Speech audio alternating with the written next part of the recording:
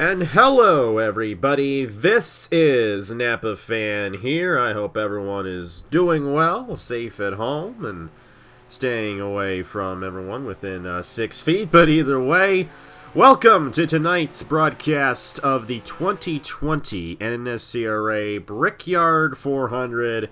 While the real-life racetracks may be closed, we stay open in NR 2003 all the time, and we'll have 20 drivers racing in an online event here tonight around the Indianapolis Motor Speedway. It's going to be a long night, too. 104 laps. Of course, technically a 100-lap race, but they're not counting the cautions that they'll have during the stages. But drivers currently are in the drivers' meeting at the moment, and we will be getting the green flag in tonight's event here very soon. And looking forward to see how this race plays out. It's a flat racetrack, 2.5 miles. These guys are going to be racing a tight setup tonight. But if you saw the Daytona 500 here in the NNSCRA 3 weeks ago, you know that we ran that race with realistic damage.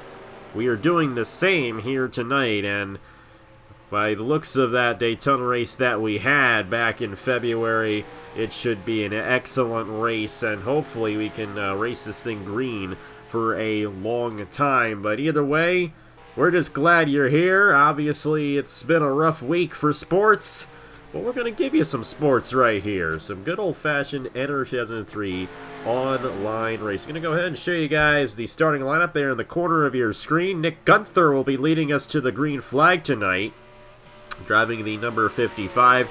DJ Curtis will be in the 42. He'll start in the second position. Cody Lamas and Lyndon Wright will be in row number 2. Roger Ray and Dylan Poteet make up row number 3 for this race. Will Goss and James Shelley will make up row number 4. Phil Parker and Dajon Weeks are going to be making up row number 5. Charles Belding and Andrew Lemke will be making up row number 6. Blake Warren, Rob Evans in row 7. James Qualls and Seth Cole will make up row number 8. And then David Alvarez and Johnny Gardner, a couple drivers who did not qualify, will make up row 9. And row 10 will be Sonny Tallman and R.J. Bishop. 20 drivers will be starting in tonight's event.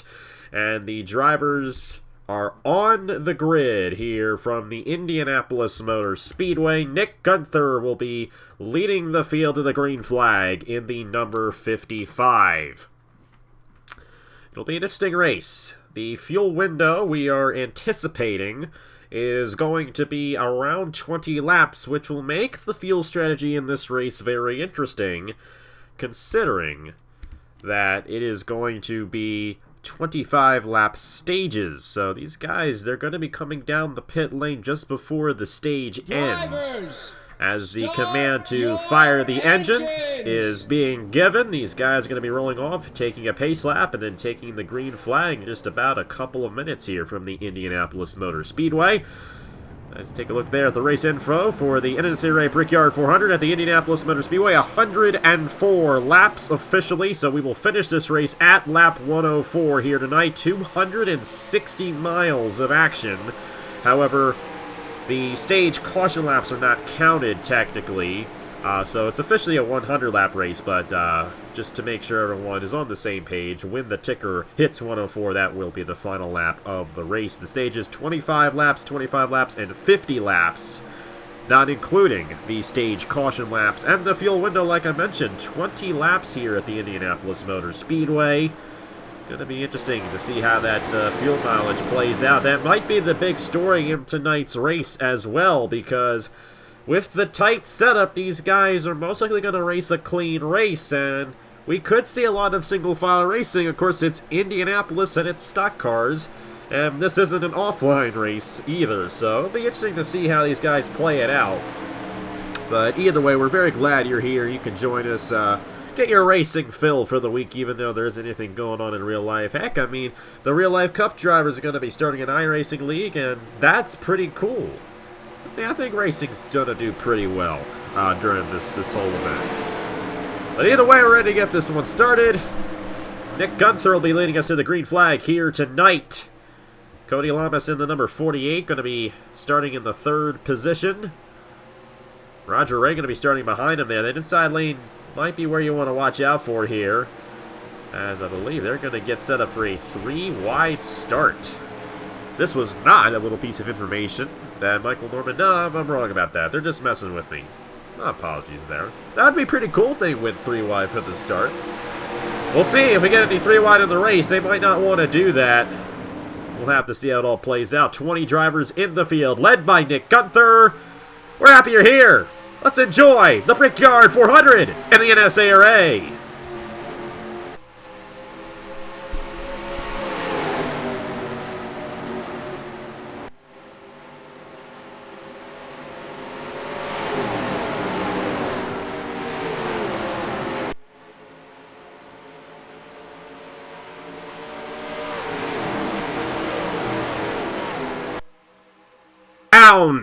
On the first lap, that is Charles Belding. The cautions in tonight's event will be in-game cautions, so they will not be distributed by the race administrator. So if the game deems a caution is necessary, the caution will come out. Otherwise, we will continue racing, and in that situation, Charles Belding, he had ended up going to the apron, was not sideways or stopped on the racing surface, and therefore we remain green. Lap 1 will be led by the number 42 of DJ Curtis, and we'll have to see how he can manage this race here tonight in the number 42 machine. Right behind him, it's Cody Lamas in the 48 machine. Nick Gunther fell to third there on the initial start. Roger Ray will be in the 4th position right now, and then the number 2 of Will Goss rounds out the top 5.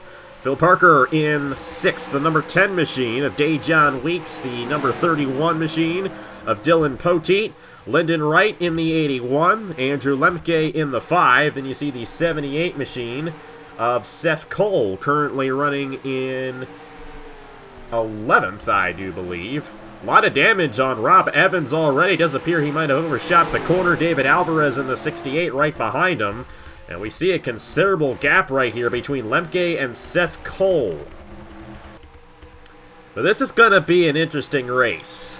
It's interesting to see how these guys play it out, considering how difficult it is to make a move on a guy here in Indianapolis. This is not like Daytona, where we got the super speedway racing consistently, and you can get those runs and make moves on guys. Here, they're going to get spread out, and it's going to be about how you break through the corner, and also about fuel strategy as well. Like I mentioned at the top of the show, we're expecting about a 20-lap fuel window for these guys. However, Mr. Norman noted to me before that they might even come in before that to pit for tires. Tire wear is also going to be a very significant thing here. Of course, if you remember the IMRC race that I did last week, that was a major factor in that race. You got to conserve your tires, and at a place like Indianapolis where braking and slowing down is very frequent, tires are going to come into play. We got some great stuff here. I know these guys are going single file, but they're keeping it together pretty well here in these top few positions. The number 42 machine leading the field still, DJ Curtis.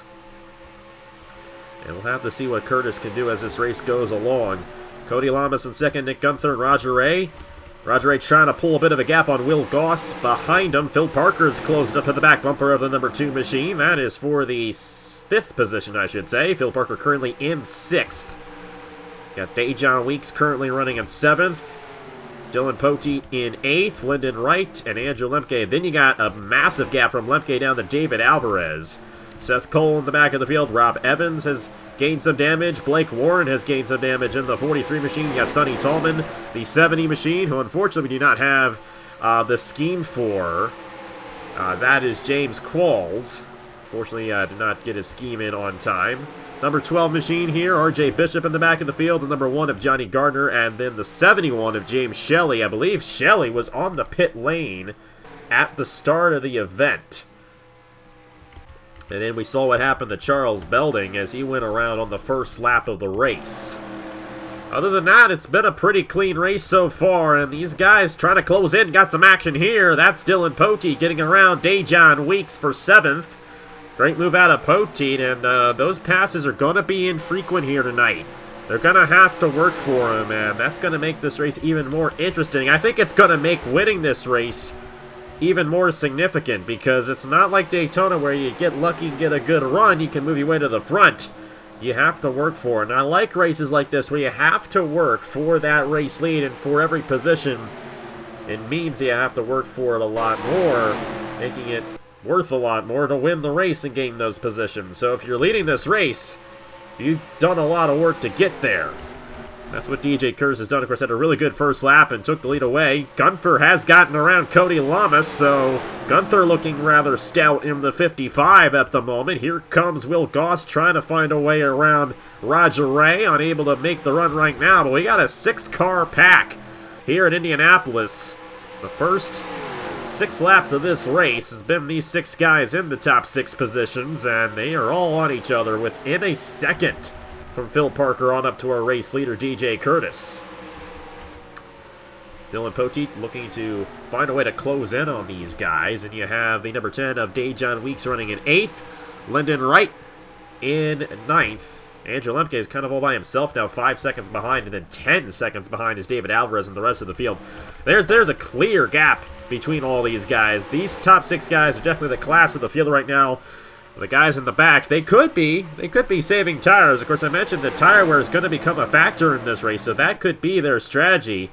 They could be looking to save some of their tires and possibly use them up later on in this run. But also, you got to remember, the fuel run's about 20 laps here, and these guys are going to have to be coming down the pit lane here shortly. Of course, we're not even halfway through the fuel run, but it'll go by really quickly, especially if this race continues to stay green. Of course, remember also, the stage end is at 25 laps, so that is where we are racing to here. Into this Brickyard 400. Move to the inside. Will Goss looking on Roger Ray, unable to make the move for now. And they are going to remain in their respective positions. Nick Gunther looking to close in here. He's been inching his way ever closer to DJ Curtis here for this race lead. That 55's looking pretty strong. He did get around Cody Lamas, made a pass there for the second position, and if any car can make a pass in this race, it is probably a strong car. Gunther with a great run off of turn 3. And he's going to lose just a slight bit of ground through turn 4 as Curtis continues to lead. He's led every lap so far in this race. Roger Ray might have a shot on Cody Lamas. He's going to try on the outside of the 48 machine. I don't know if that's going to work out for him, but he's got the nose on the 48 machine at the moment. He's going to have to back it down before they head into turn number 1. Gunther continuing to hold on to the second position, right behind DJ Curtis. And the caution is out. We got a yellow on the racetrack. Somebody going around. It's Dylan Poteet in the number 31. And I believe he might have gotten caught up with Lyndon Wright, possibly. If the number 5, Andrew Lemke, I believe, was just avoiding that. But Poteet with heavy damage in the 31 machine in our first caution of the night here at Indianapolis. They'll race back to the line. And that does appear that it will be won by DJ Curtis in the number 48, or should I say number 42. And that is, in fact, what will happen.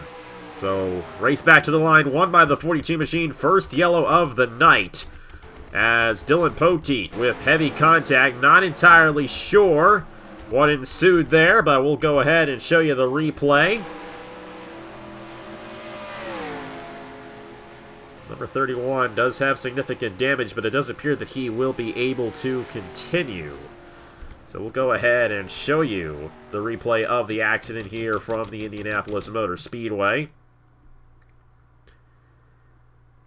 Dylan Poteet going around here, and this is going to be an interesting situation. It looks like he might have possibly blown a tire. Went wide off of turn 1. They got spun by Lyndon Wright. And they actually already had the damage prior to that accident occurring. Actually, could have been because he hit the wall, but Lyndon Wright had nowhere to go as Poteet overshot the corner ahead of him and slammed back down. Interesting situation, but thankfully not a major accident. We'll have to see how these drivers fare here, if they're going to come down the pit lane or not. DJ Curtis leading the field in the 42 machine with Nick Gunther running second and Cody Lamas running third. Roger Ray and Will Goss round out the top 5. So lap 10 of 104. And once we cross the line this time, we'll have 15 laps to go in the stage, as the stages are 25 laps each, and then the final stage of 50 laps. Everybody coming down the pit lane, looking to get some fresh Goodyears so they can run as hard as they want to on this next run, because they know they're going to get another caution at lap 25. These guys definitely want to test the waters of how fresh tires can work well for their race cars. You see the 42 leading the field down the pit lane. A huge opportunity for these guys to gain positions. Of course, obviously we saw there during that green flag run how difficult it was to make moves through the field. And Curtis overshot his pit stall, and that will definitely allow somebody to make a move on him. It's the number 19, I believe, of Rob Evans. I do not know if he was on the lead lap when he came down the pit lane or not, but he's coming off right now. Gunther, however, will win the race off of everybody else. And Curtis is going to fall back quite a bit right there, as he did overshoot his pit stall. He's going to lose a ton of positions, and Gunther is going to go back to the race lead. So Cody Lamas will be second, Roger Ray will be third, Will Goss, and then Dejon Weeks rounding out the top 5. I'm not sure if Roger Ray will in fact be the race leader or not. He came off before anybody else. It could have just been because he was coming in to repair damage, not 100% sure. But interesting race so far. I like what I'm seeing out of these guys, going single file. Obviously they're running a tight setup like I mentioned, and because of that tight setup, it's going to be difficult for them to make moves on other drivers, and it's going to be one of those races where you have to earn your positions. And if you lose them on the pit lane, that's really going to hurt you. It does appear that the number 19 will in fact be our race leader, Rob Evans. With a little bit of strategy, it does appear that he's going to be peeking it out to the race lead here. The lights are off on the pace car, which means we're going to restart right here. At the start, I believe 14 laps to go in the stage, waiting for the rest of the field to form up here as they come to the restart zone. Of course, a lot of guys in the back have yet to join the back of the field, and they will, in fact, add another lap, and Rob Evans will, in fact, come down the pit lane. David Alvarez as well will also top off in the number 68 machine. You're going to have Gardner do the same in the 1 machine. And same with Dylan Poteet, who was obviously involved in an accident. Did repair the damage in that 31, though, and looks good as new. Fraternal Order of Eagles Chevrolet looking pretty strong right now, even though he did have an issue earlier on. DJ Curtis also going to top off. Or no. Changes his mind. And one thing, too, if I sound stuffy, literally 10 minutes before this race, I had about 20 consecutive sneezes. Do not worry, I do not have the virus that everyone is talking about in the news. I have allergies. So every day is like this for me. It just happened to be right before I did the race. My body was like, nope. And it just started sneezing. So if I sound a little stuffy, that's why. My nose is a little stuffed up, only for that very reason. It's a little annoying. But hey, my mom made a great lasagna for dinner tonight, so thanks to my mom for making me some good dinner so I can have enough fuel to do this race tonight. Gonna be a long one here from Indianapolis. Lights are out on the pace car, and Nick Gunther back to where he started. He started on the pole position for this race, and Cody Lamas going to be on his outside. DJ Curtis going to be at the back of the field for this one. Looks to me he'll be restarting in 14th. That was a good break for Charles Belding, who went around on the first lap. We should have reviewed what happened to Charles Belding there, but we actually forgot about it. But either way, it's not going to have much of an effect on Belding, as he'll get back on the lead lap right with the rest of the field. Qualls in the 70. Looks like he had an EOL possibly, and he'll be going to the back of the field. We're waiting on Dylan Poteet, Rob Evans, and Johnny Gardner here. They should get everyone lined up here for the restart at Indianapolis. So halfway through the stage, we're going to have ourselves 13 to go when we cross the line in stage 1. So a 25-lap stage. Nick Gunther and Cody Lamas going to lead us to the green flag. We're back to racing in the 2020 NNSCRA Brickyard 400.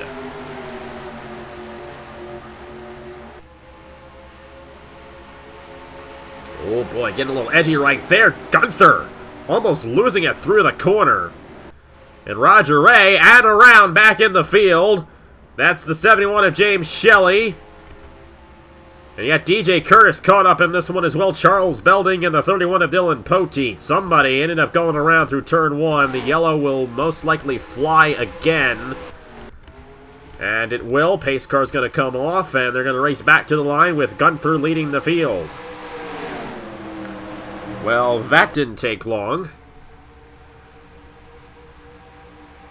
But a great jump there from Roger Ray. I think Roger had a shot at getting to the inside of Gunther for the race lead. Oh, he overshot it right there. Cody Lamas going to gain a position there as they race back to the line. And it's a scramble behind them. Will Goss going to edge out Lemke and Seth Cole for, I believe, the 5th position. That was a good battle there. These stage ends are going to be interesting, too. These stage finishes, I think, could be just like that. Tough break for David Alvarez. Heavy front-end damage to the 68 machine. You see the 12 there as well. RJ Bishop got caught up in this one. Dylan Poteet again. James Shelley, Charles Belding, and DJ Curtis. That's got to hurt for Curtis because he was leading a majority of this race early on, and now he's got a lot of damage in the 42 machine. We'll go ahead and show you what happened to the number 42. And a lot of other guys in the back of the field of this one.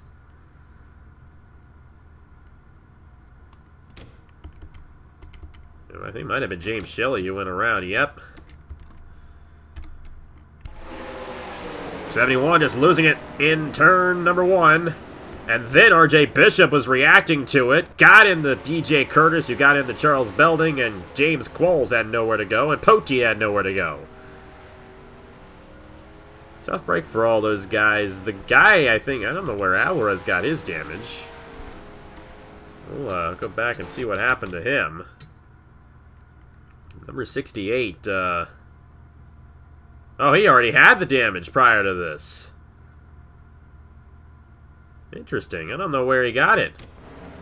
David Alvarez had the damage well before the accident, so I'm not entirely sure what happened there, but we'll replay this one more time for you. Showing the number 28 of Charles Belding back there with James Shelley. Of course, Blake Warren was able to avoid this pretty well.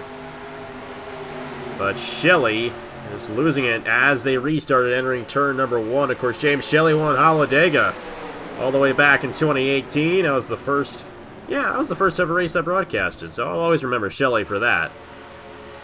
I don't think they're going to remember Shelley too nicely in this one after that one. Of course, an honest mistake out of Shelley. Just lost it, and everyone trying to recorrect. So, no harm, no... Well, there is harm, so... Maybe no foul, but there is some harm right there in all that went on. Nobody coming down the pit lane this time, so they'll go ahead and get back to racing. The lights, I believe, are out on the pace car. And Gunther will remain out front. Of course, we saw there... As they were coming to the caution flag, Cody Lamas got a great run on Roger Ray for the 2nd position, so Lamas will end up restarting in 2nd. That might not have been, however, what he wanted to do. If he wants to get around Gunther, he might want to be in the 3rd position there in that inside lane. We saw the run that Roger Ray got. And we'll have to see if Ray can end up getting that run again in this restart. Hopefully, we'll end up with another good restart here. I don't know who that is coming down, but they added a lap, and I believe that's Seth Cole. And Rob Evans coming down the pit lane. Johnny Gunner topping off as well. A lot of these guys topping off. They'll be able to make it to the end of the stage regardless. A 20-lap fuel window. But if they're coming down now, they might be looking at staying out under the stage caution in 10 laps. But back to yellow. I'm going to add a lap to this caution to let the rest of the field rejoin the back of the pack. And top off on fuel as well. So James Shelley involved in there. Charles Belding also got a piece of that one. One driver out of the race is DJ Curtis. That's such a heartbreaker for Curtis as he was leading this race early on. And after he overshot his pit stall, it all went down south from there. And Curtis will be our first retirement of the night here in the Brickyard 400. Number 48 machine of Cody Lamas is 2nd. Roger Ray is 3rd. And DJ Curtis alongside here. That's a tough break for you right there. You overshot your pit stall and got involved in someone else's accident. Yeah, just how it is, though. I also had to take care of some stuff outside of it, but it's not a big deal, you know. Had good fun. I mean, Maybe I could blame my brother for that, but otherwise, no big deal. I've got plenty of track left, though, plenty of laps to go, you know, my friends. So we'll see how it turns out, you know. It'll be an interesting race here from the Indianapolis Motor Speedway, and gonna be interesting, especially with the realistic damage as well. I think we've obviously seen that be an issue for some guys in this race. Of course, David Alvarez is still out there, but I don't know how well he's going to be running with that front end damage that he has. But either way, yeah, yes, indeed. looking to go to the restart here from Indianapolis with 9 laps to go on the stage. Let's see how these drivers will pan out. Remember, cold tires are a big thing. We saw what happened with the last caution. We saw with James Shelley and RJ Bishop self-spinning, or really just trying to slow down, just lost traction there. Pace car's off. So Nick Gunther and Cody Lamas going to lead us to the green flag. We're back to racing here in the Brickyard 400 in the NNSCRA at Indianapolis, still in stage 1, with only 9 laps to go on the stage. Good jump there by Nick Gunther. You see Roger Ray willing to help that 55 car out. Well, car's still already fanning out. Ray looking a little bit down towards the bottom, but Gunther just a little bit there as they roar their way out of turn 1. Car smoking in the background there. They managed to save it. Car's already getting loosey-goosey here on lap number 17. Yeah, Roger Ray almost lost it into turn 1, just like Shelley did earlier on. And he is losing a ton of ground on that inside lane. But thankfully they got through turn 1 that time. Lamas going to go to second. Will Goss is going to be in third. Then we got a side-by-side battle. Lyndon Wright and Dejon Weeks for fourth. This is going to be tight. And pushing up the hill, you see that 81 car just sliding up the track. Bill Parker full head of steam on the 24, and Andrew Lemke just leering behind. Those 2 cars battling in front of him. Here comes Phil out of 4. Good corner by that 24 car. Blake Warren in the wall there, kissing him just a tad there. Yeah, Warren a little wide off the corner. We've seen that out of a few guys here tonight already. Roger Ray, he fell all the way back to 9th after restarting in the 3rd position. Lyndon Wright now stuck in the outside lane. He's got to be careful. Sonny Tallman getting the inside of him as well, and Andrew Lemke is already past him. Lemke making some good ground. Tallman now back to the bottom. Roger Ray, after a rocky restart, still fighting a loose race car. You see him trying to wheel it in off of turn 2 there. Now side by side with Lyndon Wright, but Files back in line. It looks like they've figured it out in the back of the field. Gunther continues to lead in the 55. As Cody Lamas runs in second. Will Goss is now third. Dejon Weeks and Phil Parker rounding out the top 5 now. So a different set of drivers. You got Dejon Weeks and Will Goss now inside the top 5. I think Goss has been in the top 5 the majority of this race, but Phil Parker now also in the top 5 as well. But I think 2 guys who have obviously shown a lot of strength, Nick Gunther and Cody Lamas. They're 1-2 right now. And I'm looking at one of these 2 guys possibly winning this stage, because I don't think they're going to have to come down again for this stage before the stage caution occurs. Which means that these guys are going to have an advantage on the rest of the field, as they already have a second on 3rd place. Yep, already a good breakaway between the top 2. Now, I don't know if they're going to pit for tires yet again. They will obviously sooner or later, but maybe near the end of the stage break here. I think some will prioritize that kind of ordeal, really that belief. They want to have fresh rubber off the bat because tire wear is a big thing at Indianapolis. But right now, good gap between Nick Gunther and Cody Lamas. Phil Parker kissed the wall a little bit off of turn 3 there, but otherwise the top 2 looking to just try and run away towards the end of this stage. Cody Lamas sticking right with Nick Gunther. Trouble. He's going to look to make a move, but he's not going to have the run. Poti had trouble back there. I almost yelled it out, so sorry to interrupt there. He had a little bit of a moment off of turn 4. I think he sped down pit lane, obviously, because of yeah, he is. You can see him right there. He's going down the pit lane, and that will be a penalty on the 31, no question. I think Poteet acknowledges that. He's just going to merge it back onto the racetrack there. A really scary call for Dylan Poteet. We got trouble near turn 2. James Shelby spun the car around. James Qualls collected in there. Looks like the caution is, I don't know if it's out. Yes, it is out on the racetrack there. The field getting themselves gathered up. Cody Lamas, though, great run into turn 3 and into 4. They both go. Gunther, though, keeping a comfortable gap with that clean air as the advantage for that Toyota Camry. And Gunther won the race back to the line, but Shelley with another issue as he went around in turn 2. We'll replay it here quickly for you. But now it's going to be interesting because we're probably going to have a restart before the stage end. Do you think these guys are going to come down the pit lane? I think those in the back will take that initiative and go down pit lane.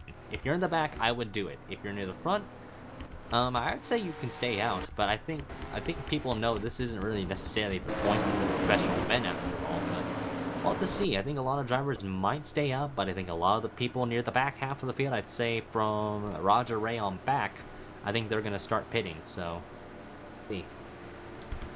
Well, while we wait for them to come around, we'll go ahead and check in with James Shelley and see what happened to bring out the third caution of the night.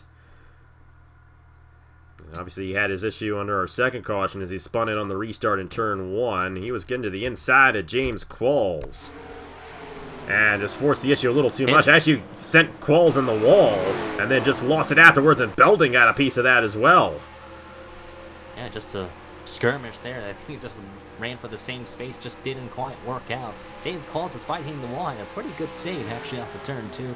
Belding kept it on going without much of a hassle despite the piece of damage he got in it. So luckily the damage could have been, I mean, it could have been much more worse for Belding there, but luckily he kept it straight. Belding's had his fair share of issues tonight as well. Went around on the first lap and didn't even bring out a caution, but he has rebounded rather well from that. We'll send it back to live replay, and everyone's coming down. Oh, some of them are coming down. Lamas decided to come down, and we got some problems on the pit lane. Back part of the field. Belding, Shelley again. Those two, remember we were in that previous wreck earlier. Now they're involved in another incident, this time down pit lane. I'd imagine Poteet's a lap. He's not a lap down, but he's got to serve. I know he got a black flag from the incident just before the caution, so at some point he's going to have to serve a penalty. James Qualls also coming down, and the number 12 of R.J. Bishop as well. Seth Cole topping off, Sonny Tallman topping off, Blake Warren, Charles Belding, Dejan Weeks, Will Goss, Roger Ray, Lyndon Wright, and Cody Lamas. Cody Lamas, that's an interesting move. He was second there, had a shot at the stage win. I think he's looking in the long game here. There's a stage break near the end of the stage, so we'll see how it goes out. A couple cars fade out. Nick Gunther, who's been leading this race, Phil Parker, Andrew Lemke, and you got Rob Evans. Those are your notable 4 that stayed out on the racetrack. Johnny Gardner was also staying on the track, but he had a collision with Charles Belding. Not sure if you were able to see that or witness that in front of your eyes there, but I think Johnny Gardner was trying to fake pit and ran over Charles Belding in the process. Kind of like a, clashing lanes, really. If we had time to review it, we would. But these guys are coming around to take the green flag again. If they add an extra lap, we'll go ahead and review it. But we did not catch it live all the way, unfortunately. But Nick Gunther looking strong in the 55. Phil Parker will be alongside him. And make sure everyone's coming around. I believe they should be able to get this one underway. We'll have to see. They got James Qualls way on the back there. I don't know if he's going to catch up before these guys come around. Either way, do you think Gunther's going to win this stage, or do you think someone's going to try to take it away from him here? It depends on how Gunther's going to manipulate the restart, and if he can go through turn 1. You saw what happened on the first lap. I was on his outside. In a turn 1, car just loosened up due to cold tires, and that's how you can sometimes take the lead if you're on the outside. You see the field getting themselves stacked up near green flag in the air. Great start by Phil Parker. And Phil's going to try to work the outside on him, but that's so hard to do here in Indianapolis. Trying to get that run on Gunther. He's got a bit of it. Oh, and in the wall. They're spinning behind. Big crash. Cody Lamas involved. Dejan Weeks as well with damage. And now Blake Warren also piling in. Somebody went around through the corner. Belding again. Seth Cole's around. And Johnny Gardner has damage. Oh, they're still crashing. And more contact. James Qualls in the 70. I think a majority of the field has damage. They're racing it back down towards the line. It's only stage 1. We've already got calamity. Parker and Gunther side by side in the 4. Gunther looks to have his nose ahead, ekes him out, but Phil's going to have the run off of 4. Ooh, contact. Ooh, who's going to get to the line first? Side by side. This is going to be close. It's Gunther. Oh, my goodness. Just like in the Daytona 500, they're giving us some wild finishes here at the end of these stages, and that will be the end of the stage. You're not going to be able to get back to racing, so 4 cautions in the first stage of this one. You see Johnny Gardner with damage, and a lot of guys caught up in that one, and we'll have to check in and see what happened here. just a mess over there. Like, you saw the whole field just kind of unravel themselves off of turn one. And this is a much harder track to drive than Daytona. Oh, yeah, no doubt. No doubt about it. And I think that's part of the reason why we're seeing a few more yellows in this one than we did a few weeks ago. Let's see here. Who it, in fact, involved. Might have been Will Goss who originally went around. Yep, right there. He got tapped by Lamas. And then the 19 had nowhere to go. Will Goss actually avoided it for the most part. But so many guys caught up all over the place. Actually, Goss did eventually go around in the 2. Macked it pretty hard, actually, in the outside wall. And then, Sonny yeah, Tallman went spinning, but I think he avoided contact. And then James Qualls got hit hard. He's got a lot of damage in the 70. Yeah, he slammed that number 12 car pretty hard. He slammed Bishop relatively hard in the passenger door. Hard contact between him and the 70, really. Just a lot of demolished cars. And again, we're only at the end of stage 1, and we've already got more than half the field destroyed. Right here, Rob Evans got clipped there by Lamas. And then Lamas got in the Dejan Weeks. It was like one big contraption. They just kept on knocking each other out. It just kept on going farther and farther down the field, and then you see RJ Bishop's around, and I think this is where Qualls comes in, and that was a massive hit. And there's so much smoke on the racetrack, though, and he's so far back, though, too. When you look back, he's so far back, though, and there's so many cars wrecked off of turn 1 and into turn 2, you know. You would think the brakes would be much more prevalent, you know. Well, unfortunately, that wasn't the case there. Going to have a few guys knocked out after that one. Qualls is one of them. David Alvarez is out. I don't know if that had to do with the damage he had from earlier, but off the pit lane, Nick Gunther will win the race off, and he will retain the lead. Andrew Lemke, who won that Daytona 500, currently running in second now. Phil Parker will get third. Sonny Tallman, highest he's been all day. He's going to be in the fourth position, and Charles Belding off the pit lane fifth after all the issues he's had. Obviously, you can tell it's been a rough night for Belding in that 28 machine. A lot of rear-end damage to that car. Dejan Weeks as well on the 10 was also caught up in that one. Shelley, well, he's got a bit of damage, especially on the front there, but he's not too bad. Lyndon Wright's looking pretty good. Dylan Potate, he was involved in that first accident that we had, but he's looking all right in the 31. You got Rob Evans there as well. Seth Cole and Cody Lamas. All those guys seem to be all right. I don't think they're going to have too much trouble. Yeah, Will Goss as well. Yeah, I would say as long as you don't have engine damage this race, you'll be fine, honestly. Because when I got in that wreck, second caution, right? So yeah, I got hit by the 70, and then the car just said, no, you got engine damage. So I was like, yeah, it's not really worth it. No straight line speed, basically, you have engine damage on the car, with it being realistic damage after all. Sonny Tallman does appear to have gotten an EOL, and they're going to add a lap as Roger Ray actually stayed out. So Ray's the new race leader here. Probably gonna, looks like he'll be able to win the stage with it being 25 laps. So a lot of people are thinking big picture right now. So Ray does lead over Nick Gunther, Lemke third, Parker fourth, and you mentioned Charles Belding. What an adventure he's having so far, running in fifth. We're only a quarter of the way through this race. So just double checking, the official finish is 104 regardless, correct? Yes. Alright. Just want to make sure, because I know that we technically won a 100-lap race. They add the extra 4 laps for the stage cautions, and with the caution coming out a little bit early, I just want to make sure they get it right there. But yes, it's still officially at lap 104, the race will end. But that's the end of stage 1. We're going to enter stage number 2 here. With Roger Ray leading the field, Nick Gunther in second. Of course, DJ went through the top 5 for us already. You got Dejan Weeks in 6th. So someone was smoking the tires back in there. It might have been RJ Bishop. The 71 of James Shelley is going to be 7th. Lyndon Wright will be 8th. Dylan Poteet and Rob Evans round out the top 10. You got Seth Cole in the 78. Cody Lamas is the deepest he's been all day. Will Goss, Blake Warren, Sonny Tallman with an EOL. RJ Bishop and Johnny Gardner, the drivers out of the race. Only 17 left on the racetrack. James Qualls, David Alvarez, and of course DJ Curtis, who was alongside us, going to call the rest of the race for us here from Indianapolis. Certainly wanted to help out, so I didn't want to make you feel too lonely up there. So I appreciate it. I told my friends that, well, if I wrecked out early, which I ended up doing, I don't think I could have done anything different to avoid that wreck, but here we are now. We're going to give you a good call for the rest of the race here tonight from Indianapolis. Stage 2 about to begin. Another 25 laps. Roger Ray, the race leader. Nick Gunther is now second. Let's see how this restart goes here as they come across the line to complete lap 26.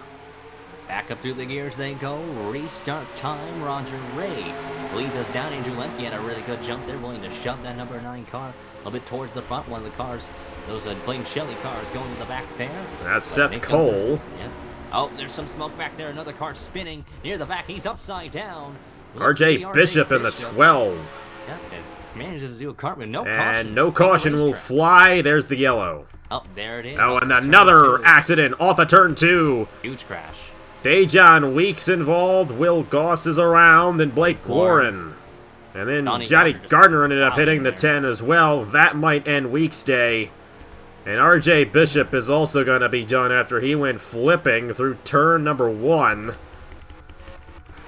It started out really nice with the first 9 laps without a caution, and then all of a sudden, all heck broke loose. Roger Ray's going to win the race back.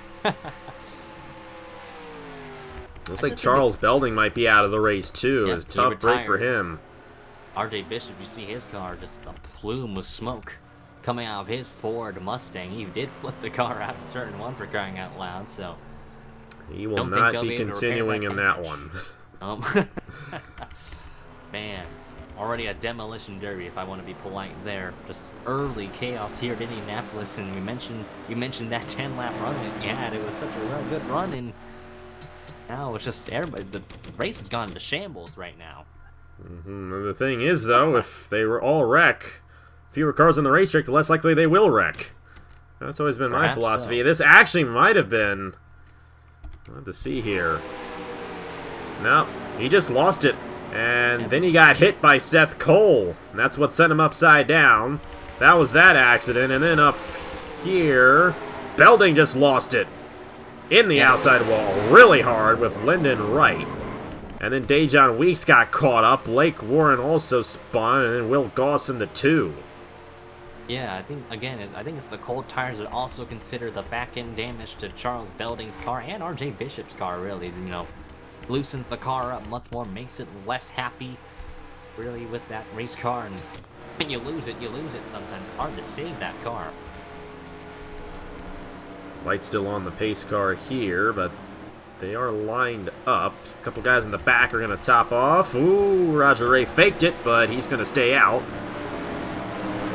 Cody Lamas, the first of the drivers coming down the pit lane with Sonny Tallman, Lyndon Wright, Roger Ray, Will Goss, Blake Warren, and Dejon Weeks. Looks like Weeks is going to be able to continue, but he's got to be careful. Like you mentioned, those cars, with the damage that they've had in this race, they've had difficulty getting through the corners with cold tires. We saw it happen there with RJ Bishop and Charles Belding. Both drivers are now out of the race. I can't imagine that Bishop's ever going to get back out there. If he did, that'd be a miracle. Flipping upside down and continuing on with realistic damage is something you don't really see every day. Well, if we had moderate damage, it'd probably be a different story, you know, so... Well, that's the reason we had the realistic damage, is these guys can be a little more careful. I guess they didn't get the memo yet, but like I mentioned, this is a much tougher racetrack to drive than Daytona, so I don't think these mistakes are because of over-aggression. It's just difficult to get through the corners on cold tires, and that's been a big reason why these guys want to get fresher tires. Actually, I mean, you want your tires to be warm, but with all the restarts that we've been having, the tires have not warmed up. Kind of null and void, though, when you think about it. It just can't really get them up to temperature if you can't get a green flag run in, and so far, that's not really been the case. So, hoping, I think we're both hoping that they can escape turns 1 and 2 just fine, but that hasn't really been the case with all these flourishes of cautions coming out. Roger Ray continuing to lead in the number 9 machine. Imagine he's on a different strategy than the rest of the guys around him, because I think he stayed out under the caution before this one. Nick Gunther is going to be second. Phil Parker is third. Andrew Lemke. James Shelley is now fifth. Dylan Poteet is sixth. The 19 of Rob Evans running in seventh. Cody Lamas is eighth. Will Goss is ninth. Seth Cole is 10th. Blake Warren is 11th. Sonny Tolman is 12th. Dejon Weasley back out there. Looks like he's going to file in the 13th. Lyndon Wright 14th. Gonna eat my hat. RJ Bishop's back out there somehow. He's going to be the last car on the racetrack. Give that man an Iron Man award. Yeah, he'll be 16th. He's a lap down. Johnny Garner still on the lead lap in 15th in the one machine. Charles Belding, the only driver getting eliminated from the race after that accident there. We're only 3/10 of the way through this race. I mean, at some point they got to stop crashing or we're going to be here until tomorrow morning. And for all we know, it could be a 24-hour race. It could be an endurance race, you know? Some of these guys, they like to wreck it. Well, they don't like to wreck it, let me put it that way, but... maybe if we put a thematic for Demolition Derby, we probably could get that outcome. Yeah. Either way, Roger Ray continuing to lead this race. And, we'll have to see how this restart goes, but what is really like the whole strategy to avoid spinning on the restarts? I know you gotta have warm tires, but when you have cold tires, what do you guys do when you enter the corner to avoid spinning out like we've seen tonight? It's really for me as a driver. So I'm very conservative as a driver, so I really like to take it easy, despite me taking that lead on lap one. But that was due to Gunther getting loose in the middle of the corner. It's really just not putting too much wheel into it and understanding the car is going to step out under you. Because once you get into it, like, really that's what practice is for as well. So you get an understanding of what the setup's like. So really more or less it's just taking it easy. I know we've said this so many times, it's easier said than done because you want to get as much track position as you can, but you really just need to think of the bigger picture. You can't win the race on the first lap of a restart. So you really just gotta learn, you can't overcorrect or put too much, like I said, wheel into it. Go full throttle off the bat, the car is going to step out. And that's something some of these drivers are going to have to learn as the run goes on. And of course, if we do get a green flag run, those tires will get warmer and it will thankfully get a little bit easier for them to get through the corner. Here we go, lap 31 of 104 at Indianapolis. Roger Ray in the gears, gonna lead us back to the restart. Great restart by him. Phil Parker moves back into that third position, tries to make a move on Gunther. Let's pay attention to how these drivers will countersteer turn number one, because that's been the calamity corner. Car on the wall near the mid-pack looks to be Seth Cole in the 78, but so far so good. And they got through it, knock on wood. Roger Ray holding on, but Gunther seems to have a fast car. He's going to move to the inside for the race lead. And I think he's going to be able to take it away rather easily on that inside lane. Ahead of Roger Ray, Nick Gunther going to take it away. Phil Parker trying to get a run on the number 9 machine as well. Andrew Lemke running in 4th, and that is James Shelley in 5th. Great run for Shelley. All things considered, he spun that car around a couple of times tonight. I think he's getting used to the setup now. It's a matter, I think some of these drivers don't get accustomed to this setup right now. Beforehand practice, they had to change up the setup for these drivers. It is a fixed setup race after all, so do keep that into consideration. So, adapting to these kind of setups, so loose at first, but gets tighter in a run once you get the tires warmed up. That's going to be the benefactor, really the variable for a lot of these drivers here today. Roger Ray hanging tough there in 2nd, not allowing Gunther to pull away at least. Gunther doing a good job in this race. He seems to have the strongest car. Of course, he started on the pole position. Phil Parker running 3rd. And Andrew Lemke in 4th. Another change for position here. Dylan Poteet going to send Shelley in the wall. He got loose off the corner. It's tough to work that outside lane here. I think it's pretty obvious. You want to stay on that inside lane, which is why we see so much single file once we get green flag racing here. You send somebody in those marbles, they're going to shoot up. As long as they don't know what they're doing, I should say. And it's tough to work that outside lane because it's nowhere near as grippable as the outside or as the inside lane is, and that makes it difficult for these guys to work double wide, which is why we see so much happen on the restarts of these races. And once we get a green flag run, the more likely we're actually going to stay in that green flag run, knock on wood. Will Goss to the inside of Dylan Poteet for 5th, but they are about 2.5 seconds off the race lead right now. It's a 4-car breakaway. Poteet going to lose 2 positions in one backstretch. Cody Lamas also getting around for 6th as Poteet falls back to 7th. James Shelley in 8th, Seth Cole in 9th, and Rob Evans rounding out the top 10.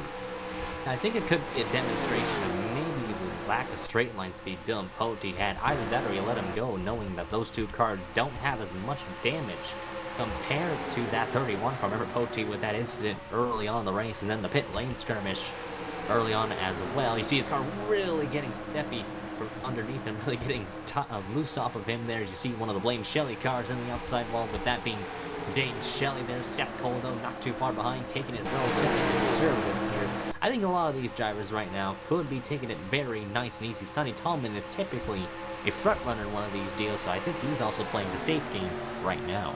Sonny Tallman has one of the cleanest cars out there. He really hasn't been involved in much. Did have one spin, but no major contact. Seth Cole in the 78!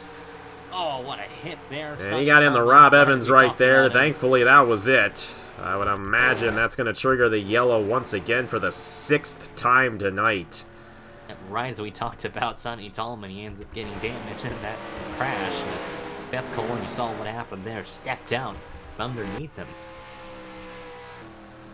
We won't replay it live, just want to make sure we don't miss anything. We obviously saw it happen as it happened, so tough break there for Seth Cole, and nowhere for Rob Evans to go. A bit of damage in the 19, and Sonny Tallman looks alright. I don't think he'll be affected too much there, but Nick Gunther continuing the lead, won the race back to the line. I would imagine that a lot of these guys are going to come down the pit lane here. Yeah, I'd say so. I would agree with that. It's been a while since they have made a pit stop in this race. I believe this is their 6th caution? Yeah, something like that. I think it's the 6th caution. I mean, every year I do an online race, Indianapolis 250 with the IndyCar mod, and it's 100 laps, just like this race is. The most cautions that race has ever had is 6 cautions. We've already hit 6 cautions, and we're just a third of the way through this thing. A little while here, but Gunther is still the dominant guy in this race, but that's far from over, and we'll have to see how he maneuvers the rest of this event. But I think staying up front's a good thing, and Gunther might want to stay up front in this race because we've seen what's happened to other guys, like yourself, when you get caught in the back of the field. Yep, just sometimes carnage just comes in any side of the race, but so far it's kind of been near that mid-pack towards back half of the field. It's not really to put the blame on like the back marker drivers, but you know, there's sometimes a reason that there are faster drivers, you know, that run up front because they at least understand the setup most of the time, and but sometimes it's just some circumstances you can't control. Like, say I am in the back, and you saw what happened. I got in that crash, so. Even Cody Lamas has had his fair share of issues because of that too. Yep. Track position is so key because you can run. There's a certain region of drivers that you can trust, you know. Like, you let off early, drivers don't run you over, and vice versa. You know, there's like it's kind of a pact, if you get what I'm saying here. Good etiquette. Yeah, you guys know each other a lot more than I know you guys, so I'll let you do the talking on that. You're one of the drivers.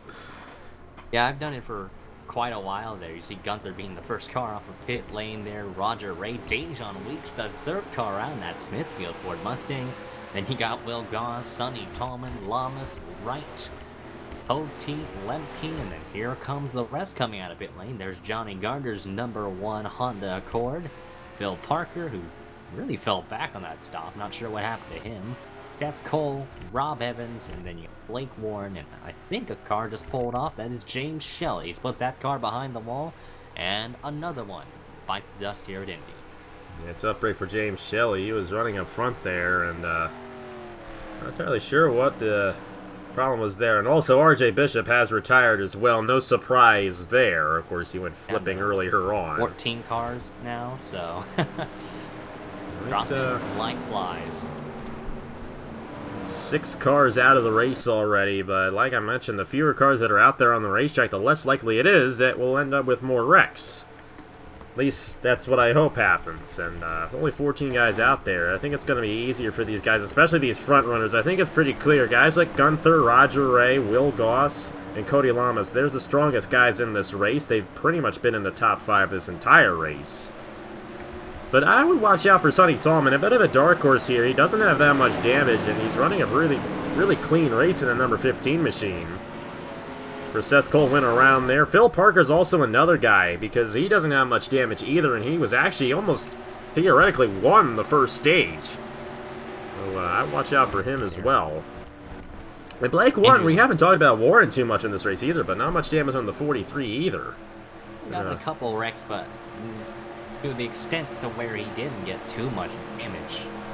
Carnage, really. So a little bit of back end I see, I think, from that 43 car. Like you said, not too much damage to make it seem like a bigger deal for this 43 team. And they're in the right place at the right time, and if attrition is at his side, Blake Warren could actually have a golden opportunity to prosper. And attrition has definitely been the key word in this race so far, as 6 of the 20 starters are already in the garage, and one of them in the booth with us, DJ Curtis, who was actually the first driver to get knocked out in this race, unfortunately. But at least you get to enjoy the race, and don't have to worry about wrecking again if you're not in the race. So, good way of looking at it. But 14 drivers on the lead lap.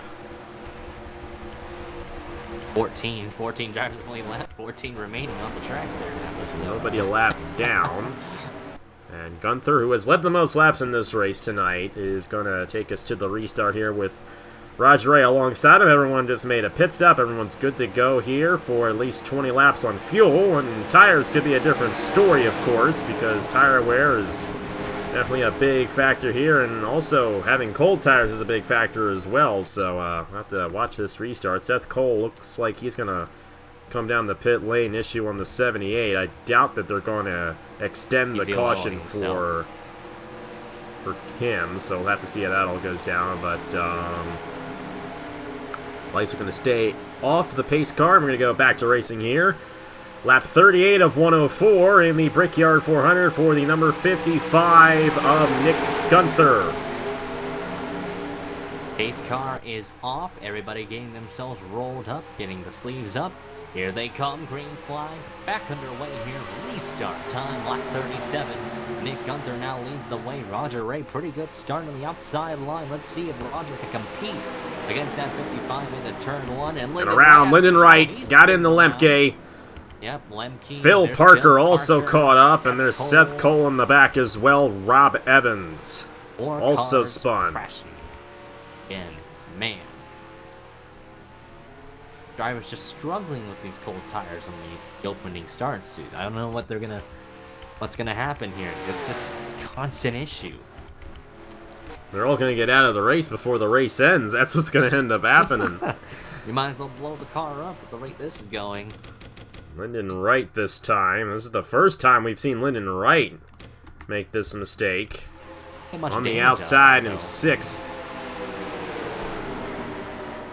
Not to get much damage in that, though. I think he was actually pretty lucky. Yeah, he didn't get involved in the majority of the accident. Lemke was the one who got clipped, and then Rob Evans and Phil Parker were there.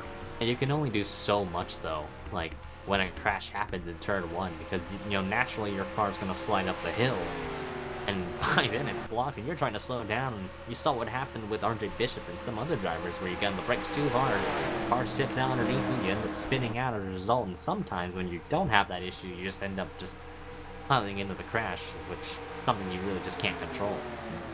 So our 7th caution. This is the race back to the line. Looks like Nick Gunther was able to win it. Actually never reviewed the accident because I never took away the the screen there. My apologies. All good. Still figuring this whole thing out. Trying to do new things, and I don't do good at them. That's what experimenting's for, So you didn't get to see Lyndon Wright's accident. And you saw Nick Gunther win the race back to the line. There we go. See? There we go. So Gunther continuing the lead. And Roger Ray there in 2nd. Will Goss, Cody Lamas, Dylan Poteet, and Dejan Weeks. Back half of the field coming down the pit lane, number 5 machine. Van Jalumpe, who was caught up in that accident, and then Sonny Tallman, Blake Warren as well. Number 1 of Johnny Garner, Seth Cole, Lyndon Wright, and Rob Evans. All those guys coming down pit lane, good amount of them collected in that crash in turn 1, really. So a lot of them are really just going to go for that repair on their race cars. So they're going 6 wide on the pace lap there. Having some good fun there. So I think they're going to let them have their fun. So it's not one to go this time around, at least from what I see based on the pace car lights. The lights are still on, so Lemke's going to win the race off of the guys who came in. Yeah, they're having fun on the backstretch right now. I know them I know that friend group pretty well enough, my friend. So when it comes to sometimes a caution fest like this, I think they're bound to do something to try and use as a coping mechanism. Gotta stay sane somehow, especially in this day and age. Yes, indeed. Oh, Blake Warren went in the grass there off turn 2. I think he's gonna get a black flag for that. So for unsafe exit, 43 car. That would most likely be an EOL for Blake Warren. At this point, an EOL really isn't that much of a penalty because there's only 14 drivers on the racetrack, so with all the yellows that we're getting, I mean, I don't think it's going to be too hard to work your way from the back to the front. Now, if we get a long green flag run, that's going to be a different story because we saw what happened in the first 10-lap run. They spread out quite a bit there, and we actually had a really big gap, about 10 seconds behind from like the first group of guys to the second group of guys. So that big gap could happen again if we get a long green flag run. We're not even halfway through this race yet. The stage end, I would imagine, is around lap 52, if I'm not mistaken. We'll have to see on that. It's just been so much carnage that's kind of like played so differently in the outcome of these racers, really. Of course, with it being a special event, the stages don't carry much of a significance.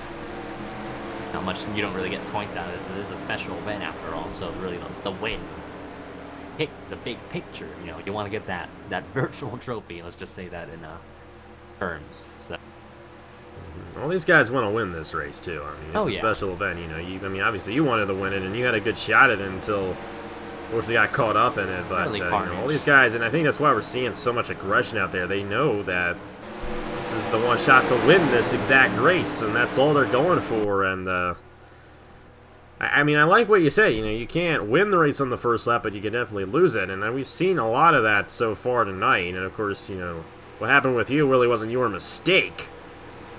But we've seen a lot of guys just spin on their own in this race and just having trouble handling these race cars. But one guy who has not had trouble is Nick Gunther. He's actually kept the car pretty clean. He's one of the very few undamaged cars. Him and Roger Ray alike have probably been two cars that have literally had no damage in this race so far. And the big reason for that is because they've been up front this whole race. And all the accidents have been happening behind them, so we'll have to see if the streak continues. The longest green flag run we've had in this race is still the 10-lap run we had at the start of the race. Hopefully we'll break that at some point. Pace car is going to come down here. Lap 42 of 104. Nick Gunther, the race leader, with Roger Ray to his outside. Back to racing once again for our 7th restart of the day. Once they get towards that restart zone, that's when the green flag will wave. And a bit late this time around, Nick Gunther able to get to the gears there. Roger Ray, another great start, really. Roger Ray, if he can pounce on Gunther, if he's ever caught him sleeping, he could actually inherit that race lead. We'll check through the trouble turn again. Everybody's good right now. Everyone gets through turn 1. Will Goss on Roger Ray, but Ray will remain in second. Off of turn 2, they get through it. I mean, hopefully they would with only 14 cars on the racetrack.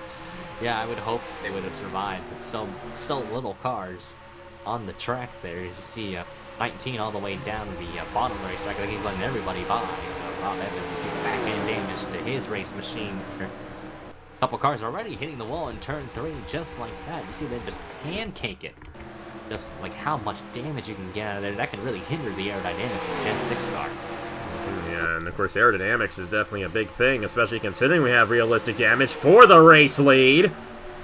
Roger Ray with a run to the inside of Nick Gunther, but Gunther will power it on the outside, and goodbye. He didn't even give him a chance. Honestly, it looked like one of those open wheel moves you'd see in the Indy 500, you know, where, like, driver tries to slipstream there, goes for the top spot, and, you know, they had to back off as a result. Cody Lamas did just pass Dylan Poteet for the 4th position, now trying to break the trap, and an ally big Camaro there. Yeah, you mentioned open wheel racing. It's looking a lot like IndyCar. They're snaking down the backstretch there, trying to break the draft. Lemke got loose off the corner back in there, but he saved it.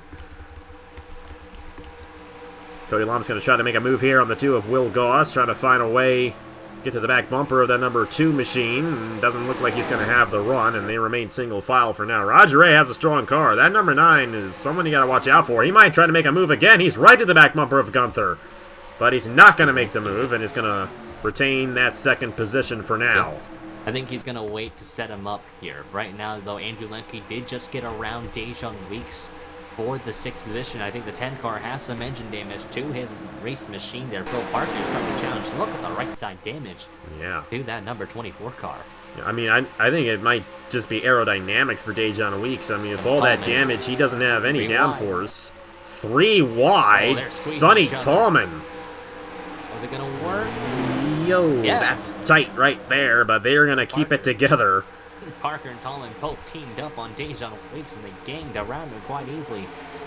Dejan just struggling with his race car there. Blake Ward, huge run off a turn 4. Watch him. He's going to try and make a move all the way down to the inside there. Blake looked for a moment, but backed off. Seth Cole had a run on Blake Warren. Could not make the move, but Warren had a really good run off the corner. I would imagine at some point Dejan Weeks is going to fall to the back of this field. I don't know how he's keeping control of that race car. I mean, he doesn't have the straight line speed. That's really the main thing, I think, because you see the damage that he has. Got Roger Ray and Johnny Gardner in the back of the field, but then you got these guys. And I think, you know, even Cody Lamas, he's been involved in a couple of things, but for the most part, he's kept that 48 pretty clean. And it's pretty obvious that he's going to be just fine. He's running right with these front runners. Will Goss, oh, he got a good run on the 2. Goss overshot it. Yeah, yes indeed. Sometimes you overcook that entry, and Cody Lamas took advantage. You saw the exit speed kick in for that 48 car. Now he's rocketed his way to 3rd, and now looking to try and close in that gap between him and Roger Ray. We'll have to see if Lamas has anything. He's currently 1.26 seconds behind the race leader, Nick Gunther. Of course, Roger Ray's still right behind Gunther. Little loose off the corner went Ray. Hit the outside wall just a tad. Oh, crashing off of turn 1. Seth Cole on the outside wall. And Dejan Weeks, and that's going to be the end of the day for the 10. I think he blew up there, and Seth Cole just tried to slow down to react to it, so not sure what happened, but caution now on the racetrack. They're going to be racing it back down towards the line, but a top 2 breakaway here, 2-car breakaway between Gunther and Ray, and then Lamas in 3rd, and Goss in 4th, and oh man, close call for Cody Lamas there. Looks like Gunther will once again win the race back to the line. Our 8th caution of the night, I think. Yeah, I think it's our 8th. Much better run this time around, though. And I think this caution, if I'm not mistaken, was only because Dejan Weeks blew up. And Seth Cole reacted, so we'll go ahead and show you. And this time we'll actually show you. I'll remember to take away the thumbnail screen this time. Not used to doing all these fancy things in OBS. It takes a lot of time, though, you know. Oh, yeah, he just blew up, and Seth Cole's to the inside of him, and... reacted to it. I think reacted to it, and once again went around. 2nd straight caution where Seth Cole's gone around, but thankfully that was all that it was. But he's going to gain a bit of damage from that. Oh, rear end damage there for Seth Cole. Crunched it pretty bad, though. If he had kept it off that inside wall, I think he would have been just fine. Yeah, he would have been. That's going to hurt Seth Cole's chances at this race victory. That was the last time they came down was about lap 35, roughly. Yeah, we had a pretty good green flag run this time around, actually. Just kind of like the first part of the race, so literally the first few laps. You know, great run at that moment before the caution came out, though, but...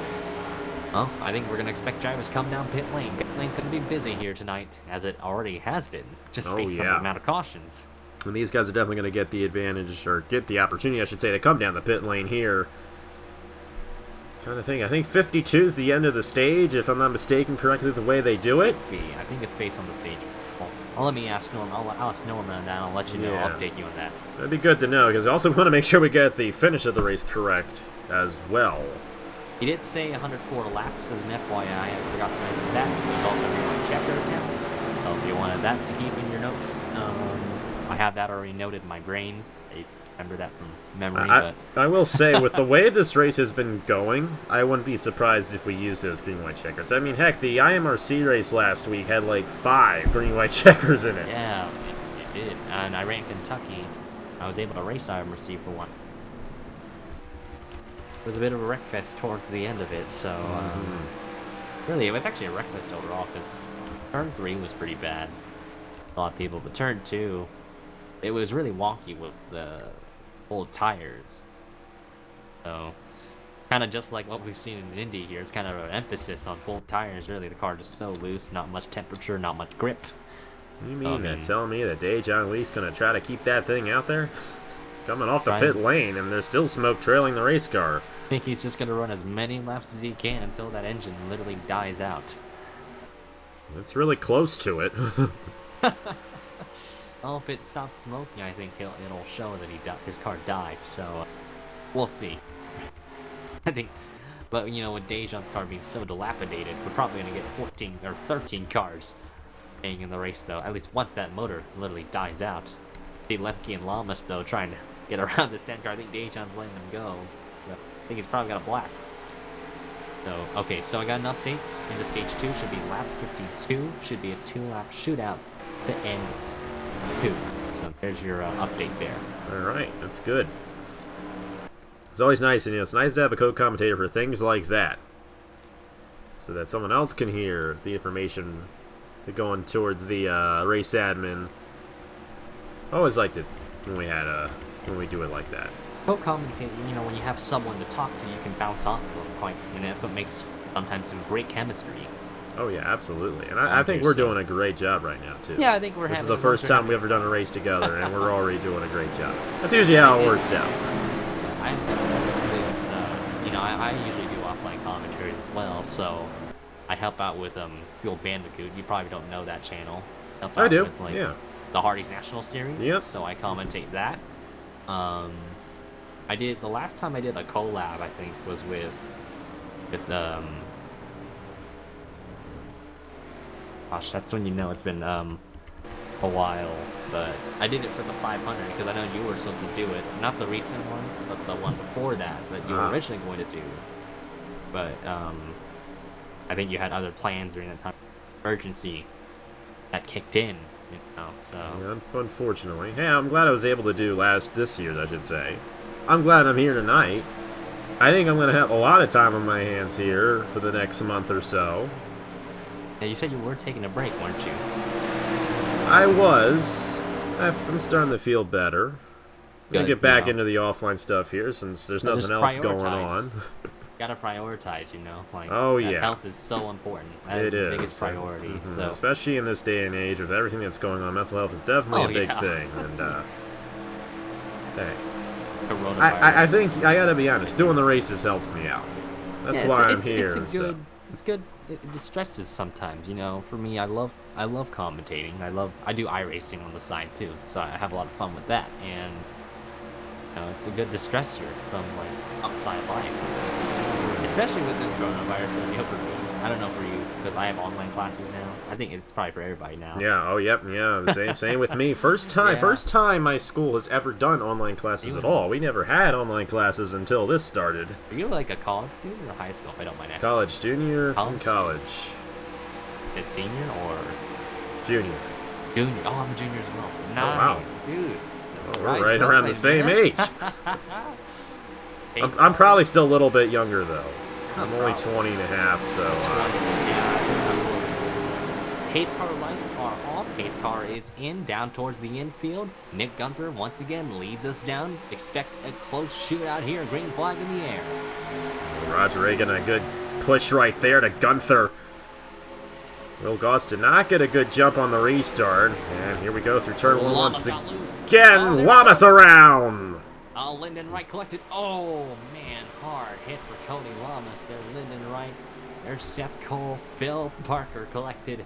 Not sure if that's probably going to end the stage as a result. They're going to race it back down, but man, oh my man, we are getting more cars dropping out. Cody Lamas is out of the race there. His car saying retired on the screen. That's a heartbreaker for Lamas. Had a really strong car in this race and just could not keep it together. Roger Ray gonna let Nick Gunther go ahead and take this one. So Roger might look low, though, for the fun of it. Let's see what he does. Yes, he will for a brief moment, but yeah. He's going to try all the way down. Not enough. Gunther's going to win the race back, and that will end stage 2 once again. Under caution. Out near the halfway point. Once we end the stage, we will reach near that halfway point of the race. So, well, right now, more cars dropping like flies. Dejan still hasn't retired the car yet. His car is still stuck in pit lane. I think he's probably just watching it from the replay point of view, but that makes it 13 cars remaining. Again, if Dejan decides not to pull the car off. I mean, he's not on the racetrack anymore, yeah, exactly. So I don't think he's going to be on the racetrack. So we can probably say it's 12, unless, like I said, I'm only saying the technicality just because he's still on the track, but not literally on the racing surface. So it was Cody Lamas who went around here. Got loose. It's just ninth caution. Just got loose. Just, again, same story. We've seen this. Same song, different verse. Times. And then Lyndon Wright got clipped by Phil Parker behind as they were trying to avoid him, and Seth Cole had nowhere to go. Like Lyndon's rear ends crunched the front end of Cody Lamas' car. That may not look like it, but the impact it took was pretty big there. Cody Lamas did it. He actually tried to correct it, though. It didn't automatically snap. You know, you saw the car wiggle, and it just, by then, there was just no mercy from the rear end of the car, and it's just basically sucked Cody around. They're on the pit lane here. Nick Gunther, first down. But Roger Ray did stay out. I'll probably give the stage win to Roger Ray, so he'll actually end up winning both stages, even though I don't think Roger's led a lap under green yet. It's kind of interesting. Lemke's still in this thing. I think Lemke's another guy you got to watch out for. I mean, he won the Daytona 500. I wouldn't underestimate him, though. Yeah. Alright, I got an update from Norman. We're going to go single file restarts, apparently. So, we'll see once they formulate into a single file line. I mean, what outcome might change because of that. I mean, we might get something completely different. And if anyone knows me, they know I love single file restarts. Something I've definitely fell in love with using this game, the single file restarts. I think they work out really well. And hopefully, with that change in the restart style, we'll end up with some more green flag action in this event. Gunther's going to win the race off of everyone who came down. Then Poteet, Tolman, Seth Cole, Gardner, and Lyndon Wright. Dejan Weeks still on the pit lane. I don't know if he'll ever leave the pit lane. Don't think so. I mean, he was smoking for crying out loud, so I don't think they're going to be able to repair that damage, so... Well, he's 2 laps down. Like I said, like you mentioned, I don't think he's coming out. So that'll leave 12 drivers in this race and on the lead lap. Last driver on the lead lap is Johnny Gardner. Gardner's going to top off here, and then Phil Parker as well on the 24. Field window is about 20 or so laps. Depends on the seat fall off, too, because the drop off is much different, actually, when you're using Cup physics, CTS, GNS physics. So obviously they're going to pit a lot more times, so probably about 2-3 more times you're varying on the cautions too. The cautions kind of do help out with topping off on gas, like you mentioned. So about a 20, I would say 15 to 20 lap fuel window really for these drivers, depending on if you're actually saving gas too. With all the cautions we've had, really probably leaning more towards the 20 lap window. But we're seeing split strategies here, and this is going to be the first time in this race, I think, that Nick Gunther has started, or should I say restarted, deeper in the field.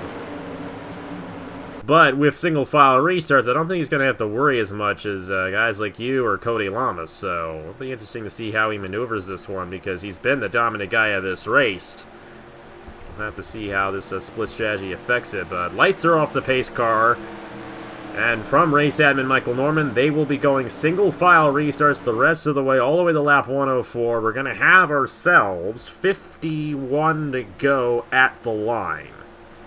Of course, the extra laps that we have in this race are in case we need a green-white checkered finish. Of course, the IMRC race I did last week, we had to use like 5 of them. And by the way this race is looking, we might have to use some in this one.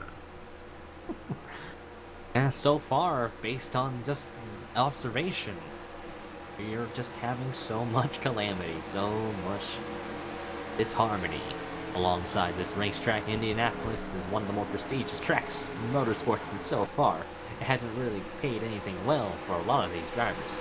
It's paid well for Roger Ray, though. Going to lead us to the restart here. Final stage, no more stage breaks, and like we needed them. Green flag back in the air here at Indianapolis. 51 to go in the Brickyard 400. Oh boy. Oh man, you see Poteet to the inside, Goss to the inside. If they can escape turn 1, oh, Poteet loose off the corner. You saw him kind of go a little bit towards the apron. Everybody, so far so good. Let's not jinx it. Let's not going to win again. But Rob Evans, he went wide through the corner, smacked the wall off of 2. Look at Gunther, though, moving his way forward. And he's figured out this setup, I can tell you that much. Oh, yeah, he has. Very good racer. Not many maybe like his driving sometimes, but he's figured the setup out right now. He's kept one of the cars clean. At the moment, you see some great battling near the mid-pack between Rob Evans and Seth Cole. Cole going to the outside. Phil Parker's willing to migrate up top as well. They both get around that number 19 car quite with ease there. Evans files back in line. 12 cars on the racetrack. Tallman looking to the inside of Goss, and now Gunther to the inside of Blake Warren.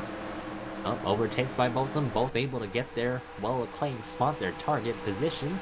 Gunther moves his way towards the top 5, really now to 3rd, excuse me. He's going to be on the mission to chase down Andrew Lemke and Roger Ray. So if Roger Ray wins this thing, I don't know how we're going to interview him. I guess you'll have to read the text box. He's a very quiet guy, let's just say that. Yes, he is, but he's very, very solid, and he has definitely shown his strength here tonight. Been one of the fastest cars. He's basically been the second banana to Gunther all night, but now he's got the opportunity to lead this race. Is now Tallman getting the inside of Blake Warren, and down low, Gunther on Andrew Lemke. And Lemke tried to actually kind of shut the door there, tried to sidetrack him into 1. Gunther just sends it in the corner. Just how confident he is on the gas.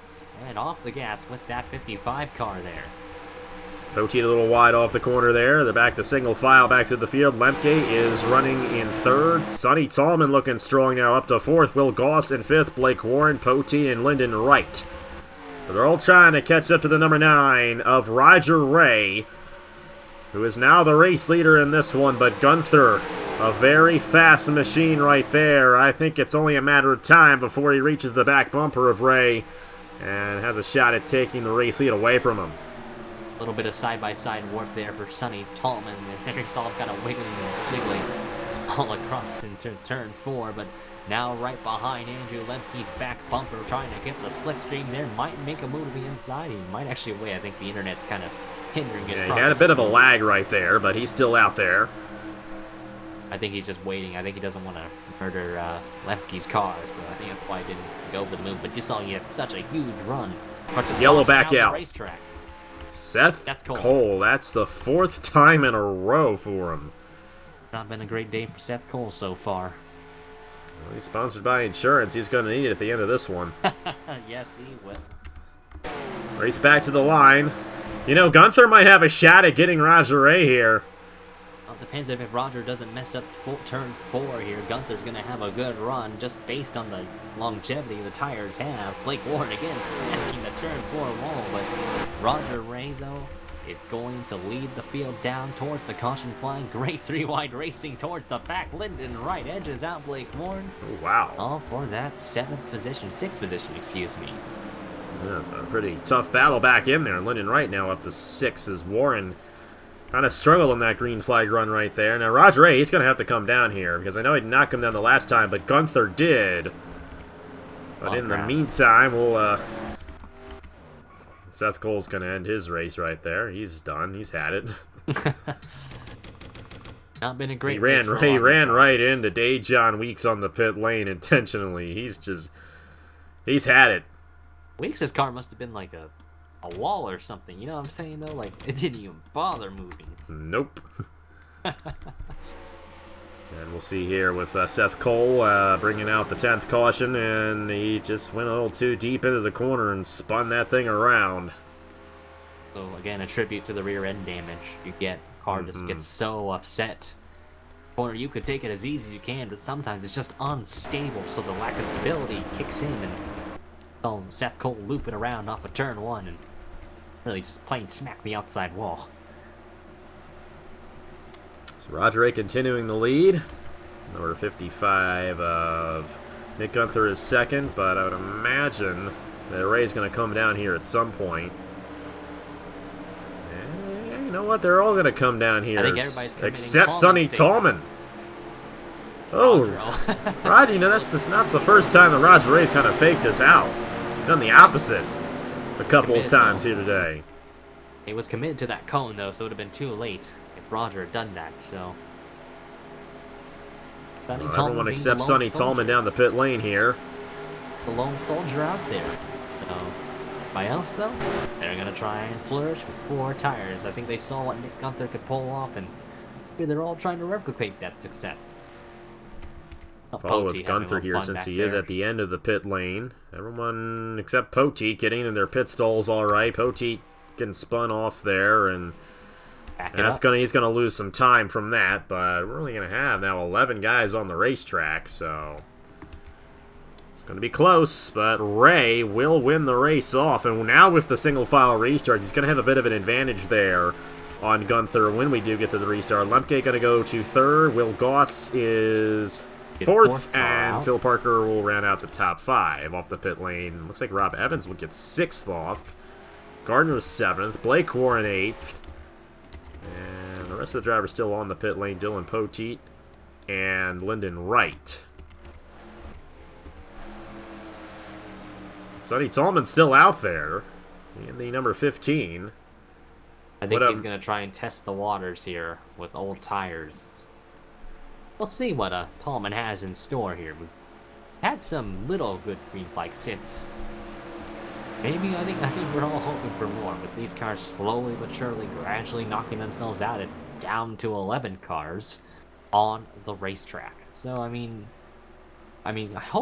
hoping they can get into a green flag run, and we can start seeing drivers that are very good at tire saving. You know, because that's such a big issue or big attribute you probably want as a racer, especially when it comes to green flag runs.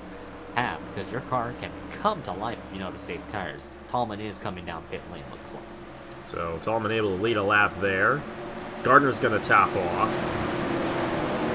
I'm wondering if that's a bit of strategy for Tallman to possibly have just slightly fresher tires on the restart. Potentially. You could be correct on that, though. It's not going to be... I don't think it will be much of a difference, though, unless you're literally swerving, like warming your tires up like in real life. So yeah. It's not as applicable when it comes to that, though, but... Yeah, we'll have to wait and see really what Tallman has in store. Overshot his box a bit, but really not too much he can lose based on the rate he's going at. So, it'll be a 4-tire stop for this subway machine here. Tallman, we've talked about him so many times, has been one of the more cleaner drivers on the track so far today. He's kept his P's and Q's, I'd say.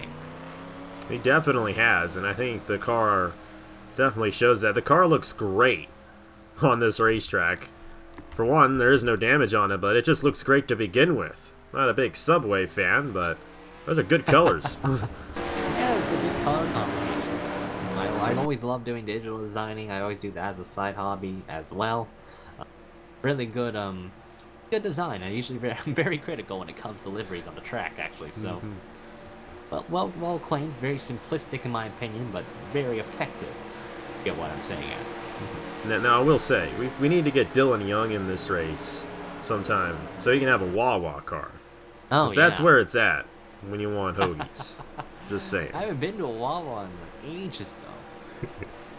They're very common where I'm at. What state? Good old state of Pennsylvania. I'm where Wawa's from, man. Oh, you ever go to like the races down Pocono? I've gone to the IndyCar race at Pocono the past 2 years. Wow. Obviously, I can't go to the IndyCar race this year because there is no IndyCar race there. Yeah.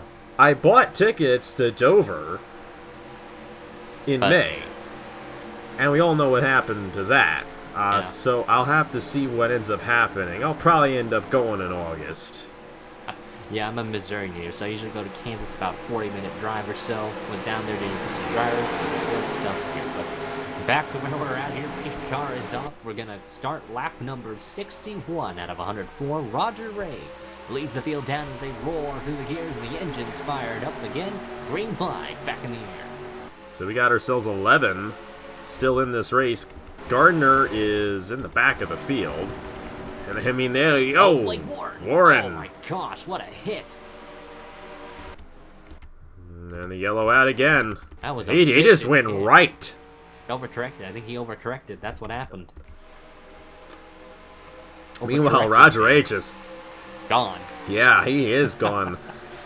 We might be seeing the full potential out of this 9 machine. We really haven't seen Roger Ray get around Gunther, but with him out front, he might actually have an advantage on the 55. So this is going to be interesting. I really think this race is going to be between Ray and Gunther. Unless they take each other out, then it's anybody's game, I'd argue, so... Well, Blake Warren, a lot of damage to that machine after he overcorrected through turn 1. Murdered that outside wall in turn 1. Like, you see the trajectory he had. It was pretty wild. Yeah, yes indeed. Cautions breed cautions. Yeah, he was about to lose it, and he... Oh, wow, just turned right to overcorrect, and... Yep. He would have been better off if he just fishtailed it the whole way. Just kind of let it spin out, but he probably would have gotten hit by, like, Poteet, though, and either way, he probably would have hit the outside wall when you think about it, though. We could always take guesses, but we can never see the outcome of that what-if scenario, so... Hard contact for Blake Warren, though. Outside hit in the safer barrier.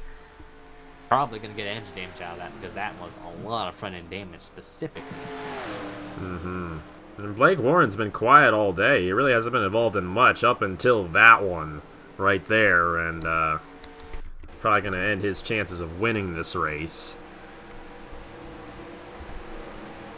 We've cut down to half the field, basically, because I imagine that if at some point Warren will get knocked out. I would think probably will, unless he's got the persistence. I know Blake pretty well. He's very persistent most of the time. And I will say, there's no smoke trailing that race car, so at least he's fine now. But what we've seen with other cars, I don't know how long he can run that 43 before it does give up on him. So, you know, one guy I really haven't talked about too much, he's not been running up front too much, is Johnny Gardner. I mean, if this attrition keeps up the way it has been, he could end up being one of those guys with a chance. Gunther's going to come down here. Ray stays out. Who else stays out? Andrew Lemke stays out, the Daytona 500 winner for this year. And, let's see, Rob Evans at that 19, that Funimation car. If you're a weeb, you probably know well enough the Dragon Ball Z. I've watched that anime, or Dragon Ball Super. Actually, I watched the original Dragon Ball, and I watched D, and then I watched a bit of GT, and then I haven't really seen much of Super, though. I wasn't too fond of it, but Rob Evans, despite having damage, you know, I really got to give him out credits to these drivers here. They've been persistent today with all these cautions going out. Yeah, and I will say about Rob Evans, he has all that damage, but we really haven't seen him involved in much. He had that damage from that one accident, and then other than that, he hasn't spun the car out or anything. Will Goss wins the race off, then Tallman, then Poteet. Gunther going to be deep in the field now. Might have had to fix some damage. I'm not sure. I don't know if he actually had damage to begin. Might just be an illusion on my part. Could have overshot the pit road. Could have been. Didn't see that there. Lyndon right off. Blake Warren. It's going to snow. That's Dejan Weeks coming off the pit lane there. Oh my goodness, no. Oh, well, actually... He did an RTP glitch. I know what it is. He's having some fun out there. I guess they put the backup car out, just doesn't count the laps, so... It is shown and retired. He's not being scored anymore, but he is still out there. Let's hope he doesn't involve himself in any wrecks. I hope he doesn't get ejected for crying out loud. That might be the case, so... Now he's having fun with the road course here. I think he's going to try and maybe... I'm going to pin it, but... I don't know if you car off. can get to the road course on this version. Yeah, can he's trying. He's trying. He's gonna try. He's in the infield. Oh my goodness. And there I mean, the whole road course isn't, or is it there? It's paved. Well, up to a point. It just kind of. I think he's gone about as far as he can go here. Good fun for John Weeks right now. Well, that's a safe place to be, as long as he doesn't hit any of the people. Doesn't page the field. It's fine. With the crowd, he's blending in, you know. Look at him. He's gonna watch the race from the infield now. Like a true fan would be. Mm-hmm. So Pace Roger car Ray lights. continuing the lead. Andrew Lemke will be second on this restart. Lights are off the pace car. Will Goss, who was the first off the pit lane, actually, yes. Yeah, Then Sonny Tallman, Dylan Poteet, Nick Gunther will be sixth. Lyndon Wright. Phil Parker's down the pit lane, and Rob Evans came down to top off. Phil Parker, I'm not sure what he's going to do in this one or what. And you got the 43 of Blake Warren, who is going to try to come back out as well. He told us not. Norman just told us not to focus on the 10.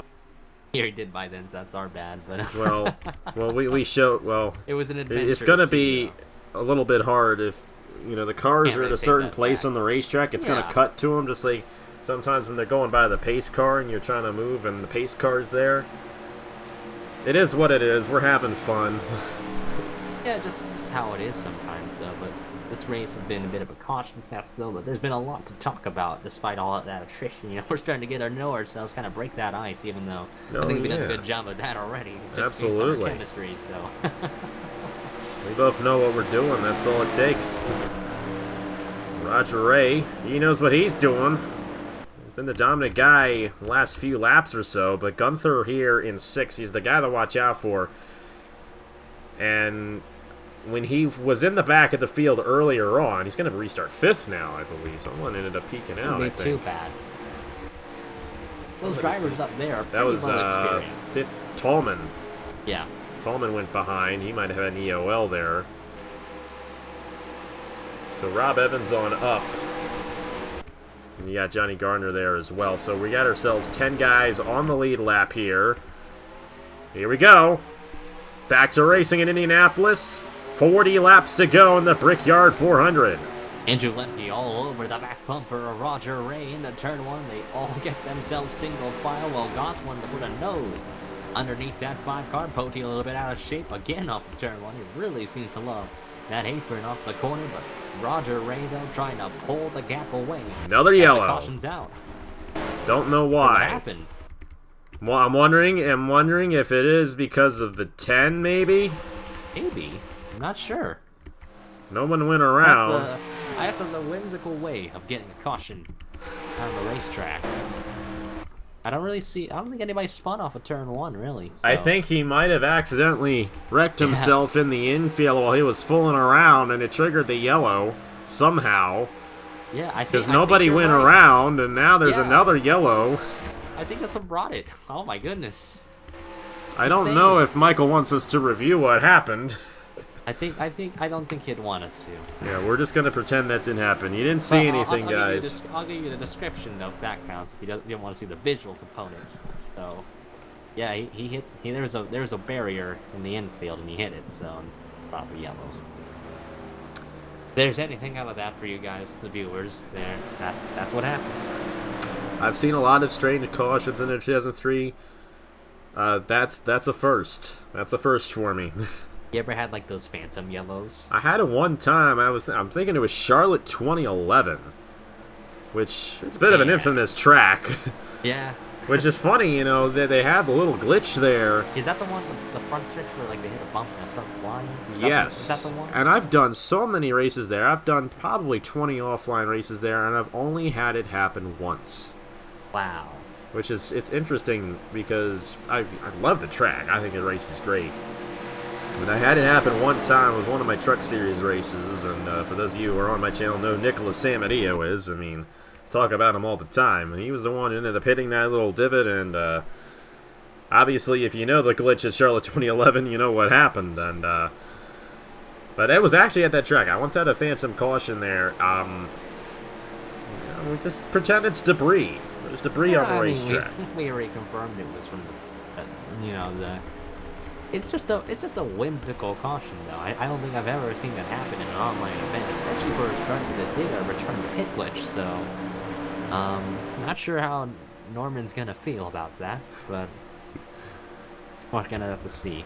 Well, there might be a little bit of a meeting in a hauler at the end of the night. I think all in all, it's a non-points race, so as long as drivers know not to do it again, which you would think they wouldn't, but some rules are meant to be broken, or some logic kind of meant to be broken.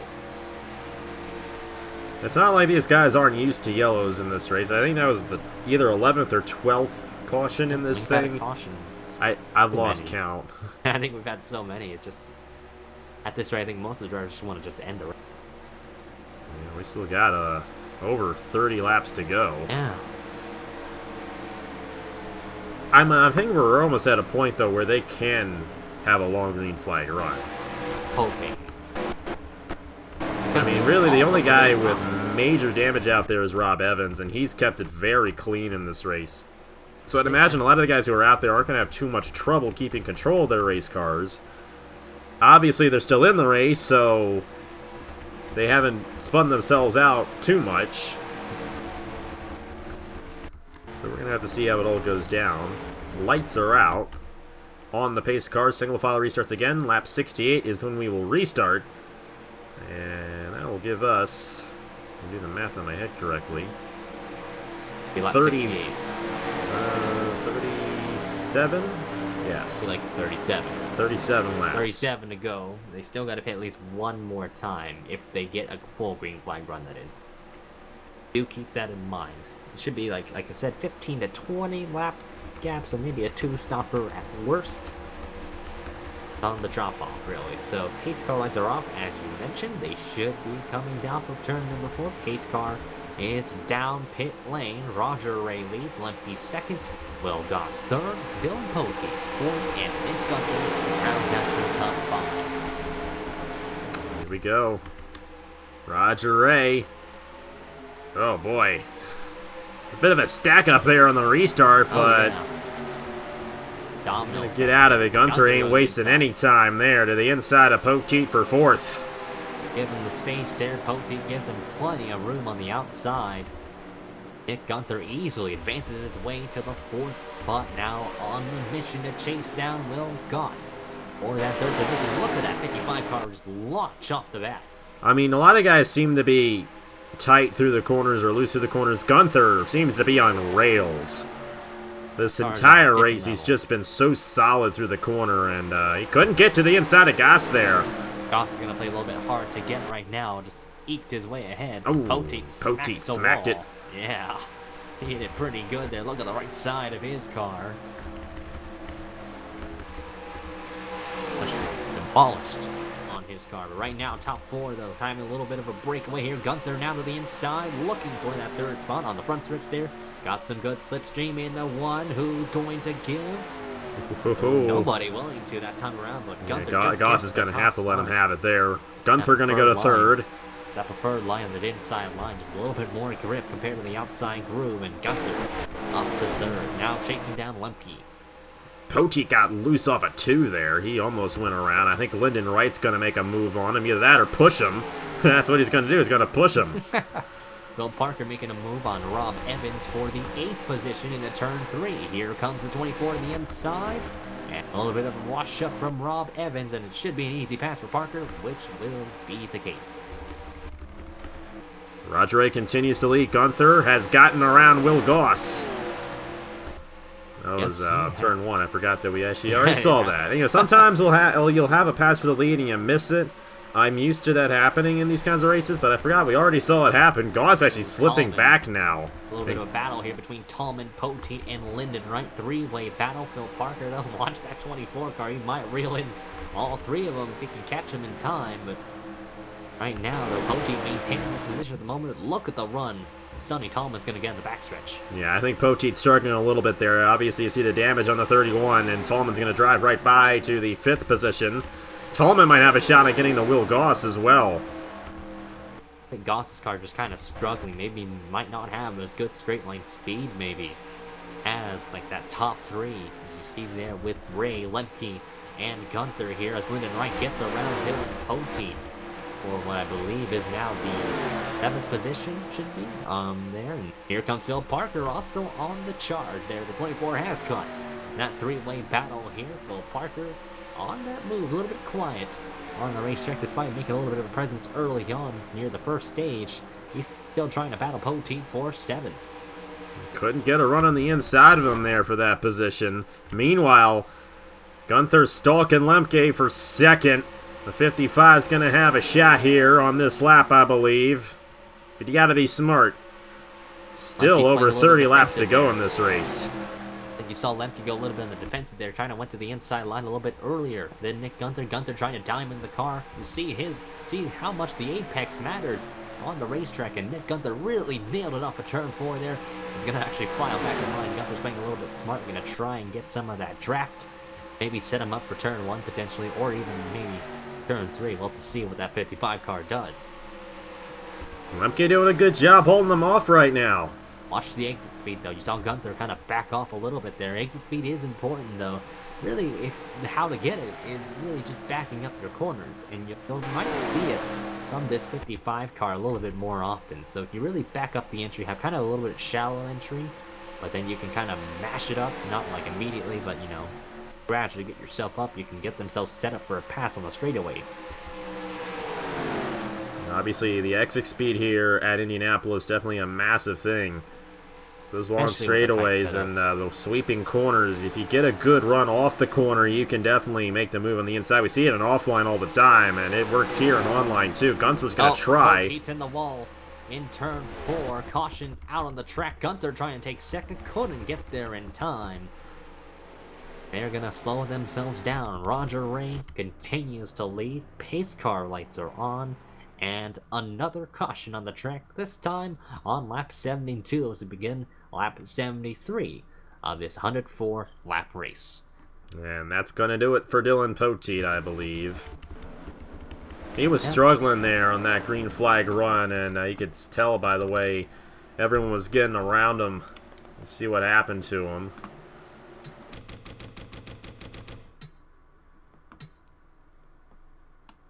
Oh, wow. Bit of an interesting situation here for the 31 machine. Yeah, he was tight off the corner, hit the wall, bounced down to the inside, and smashed the inside wall. Oh, that's a hard hit, too. Vicious wreck. Dylan Poteet there. Thank goodness for the safer barriers, even though this is a virtual game, but more or less, so that safer barrier is still playing a little bit of a fundamental factor. Absorbing that impact to the wall there for Dylan Poteet, but tough break for that 31 car. Had damage at the beginning of the race, so already was in a bit of a hurdle from the get-go, but looks like the time has run out for that 31 team. That's going to leave us with... Take Poteet out. Going to leave us with 10 cars on the racetrack. Blake Warren is still out there in the 43. I'm going to come down the pit lane here, as everyone will. They're still going to have to make another stop after this one, though. Yeah, they still got to do at least one more from my recollection. I'd say if they get to lap, I would say around lap 85 to 90. I say 90 would be the safest way. If I'm going to assume like the 15 lap as a minimum. But we'll see here. Roger Ray coming down pit lane. Everybody, like you said, basically committed to their stop here. Let's see who's going to get the best pit stop out. 4 tires I expect from everybody on the racetrack here. Nick Gunther with that first pit stall. He has a bit of an advantage because of that. We'll have to see if he can play that to his advantage. But also, as I think said, the gaps too would help out, you know, because so many cars Lemke. are tired. Oh, good Lemke's going to get it. Andrew Lemke's going to win the race off, and we haven't seen Lemke lead this race yet. But now we're going to. I think this is a couple of times, but I could be wrong on that. I don't think he has. I think he's been close. He's been close, but he hasn't been though. out front yet, and that is going to be really interesting because we'll have to see what he's made of now. I mean, we've seen with Roger Ray how strong he's been out front. We'll have to see if the same can be said for Lemke. Gunther fell back to 4th. He's slipping a little bit on the pit stops, and then he's got a really fast car, but pit stops have held him up a little bit in this race so far. It really has held him up a little bit. That's kind of been his kryptonite so far. Despite his on-track performance, the pit stops just need to be a little bit better. Maybe just execution, how he approaches the stall. I would say it's more of how he approaches the stall that is hurting this number 55 car right now. Pace car lights are off. Stretch between 3 and 4. We will begin lap number 75. Lap 104. Still a handful of laps to go, but still plenty of time for a lot of these drivers to still prosper at the end of this one. And they're gonna go right to the restart here. Of course, Blake Warren here. They're gonna catch up to the back of the field before Everybody he. should be good. Yeah, I was about to say he was gonna have like a rolling start there, and that would have Like been a interesting if he start. went past everyone, but not gonna be the case. Green flag back in the air. Lap 75. Roger Ray. Oh boy. Blocked him for a moment there. That was Good close. defense. Now to the outside. Look how strong Roger Ray's car is, and Lemke just shutting the door. Almost put Roger Ray in the wall. Ray might not like And don't look now. Here's Nick Gunther, and Ray does not want that 55 to get around him, but that might end up happening if he's not careful. I think that it really stacked Roger Ray up just because of the 5 blocking, and here comes Gunther now to the inside. Golden opportunity in the taking. These two have been the quickest cars for second and third, that is. Now they gotta really try and fend off or really try and catch. And Ray in the wall. And that should allow Gunther to go by for second. Yeah, Ray pancaked the wall for turn 3 as well. Look at Will Goss. Oh, and Lemke overshot the corner, got loose. 3 wide for second. Then they're gonna go 4 wide. Oh my. Goss making a move there. Lyndon Wright following on suit. Man, great racing. Really opening parts of this lap, really. Man, Goss couldn't get there. Really will stick to third. Lemke got loose off the corner, and he almost went around. He fell all the way back to 5th. Gained 1 more on Lyndon Wright. But now Gunther is back in the race lead, and we're still going to have another set of pit stops in this race, but I don't know if anyone's going to be able to get around this 55 before the end of the race. Roger is going to try, though, and I think he's got the car to be able to get to that 55. We're going to have to see as this run goes along. And Lemke again into the wall in turn 3, and here comes Lyndon Wright to try and pounce on that number 5 car to see if he could find an opportunity to get inside. Or really try to get to that 4th position. Not able to do it right now. Single file throughout the entire field. We had 3 wide just a couple laps ago for second. Roger ended up getting the best of that one. I think Ray's, he can't be upset at Lemke. I mean, he's doing all he could to hold on to the race lead, but Lemke held Ray up, and if Ray could have gotten around Lemke there, I think he would have had a shot at actually just staying out front and not letting Gunther go by, but it looks like Lyndon Wright.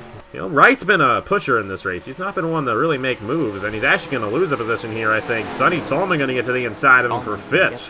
Get the grip on the car off of turn 3. Looks like he'll be able to. He's got the nose ahead and the quarter panel ahead as Parker trying to make a move to the inside and just hit that apron down there. That's going to cost him a little bit of ground. Parker might try to do a crossover. Oh, look now. Roger Ray is closing in a little bit on Nick Gunther here for the race lead. The question is, can he make the move for the race lead? We really haven't seen, especially as a green flag run has gone on to this stage, a guy be able to get a run on someone for the race lead and smoke. Lyndon Wright. Lyndon Wright. I don't know. Still green. I don't think they're going to throw it for that. Nope. He's going to try to trigger it, but there's no one behind. Pace car lights There's are still off, no so one no caution. Coming, so the green flag will remain out front. Is number 55 of Nick Gunther trying to hold on to the race lead. Gonna pull away slightly from Roger Ray. Will Goss in 3rd. Lemke and then Sonny Tolman. Phil Parker, Rob Evans, Blake Warren, Johnny Gardner, and then Lyndon Wright fell to the back of the field. Still on the lead lap, though, in 10th. Right now, really just the top 5 are just in a good breakaway from 6th on back. Phil Parker, 6th car kind of fighting a loose race car off of turn 1 there. He had a little bit of wiggle there. Rob Evans just right behind that number 24 car, but Sonny Tolman sitting quietly in 5th. Lemke, who was leading on that restart is down to 4th. Had a really close skirmish there off of turn 2 and turn 4 in that opening few laps. And then you got Goss in 3rd. Goss has been pretty quiet on the track as he just smacks the turn 3 wall. Everybody really loving that outside wall in this race so far. And a little right side damage to him, but Roger Ray and Nick Gunther still being the class of the field. I think Roger Ray definitely wants to beat Gunther in this one. He knows he had a shot at staying ahead of him, but couldn't get around Lemke in time before Gunther got to his rear bumper, and Ray is going to have to do it the hard way, but he's doing a good job right now, actually pulling away from Will Goss. Of course, you saw Goss hit the outside wall just a moment ago. And I will say this. Gunther and Ray don't have any damage to the right side of their race cars. Roger hit the wall earlier, but now they got the car repaired, so it's not going to be much of a hindrance. So you see Will Goss and Andrew Lemke with damage. Sonny Tallman also with a clean car as well. But Goss and Lemke have really been aggressive in this one here today. Aggression's kind of the factor in terms of gaining track position, as it seems to be more of a track position-oriented kind of race based on the amount of attrition there's been. So far, really, you mentioned the top 2 being the cleanest cars on the racetrack, basically. You mentioned Goss and Lemke being aggressive. You need to be aggressive on those starts. Also be considerate of your cold tires as well, because we saw what happened so many times, and I'll say it again in terms of repetition purposes. Cold tires can cause your car to get loose and spin out or just snap around. Knock on wood, we got ourselves a decently long green flag run going on right now, but then again, we only have 10 cars on the racetrack total, all of them on the lead lap, all the way down to Lyndon Wright, who did spin around, but did not trigger the yellow because he was at the end of the field with nobody coming towards him while he was sideways or stopped on the racing surface, so no need for the caution there. We remain green here. Fun little shuffle between Phil Parker, Rob Evans. They were actually kind of crisscrossing for a brief moment there, so Parker able to hold on to his early retake 6th away there. I think those two were just having a little bit of fun out there since they're kind of by themselves. You look at the separation, top 5.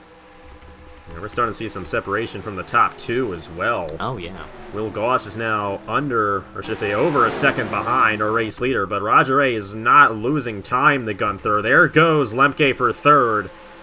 Here comes Tallman. Look at the amount of momentum he's going to get. Huge shot. Tallman's going to get a free position right there. Might even try to get around Lemke.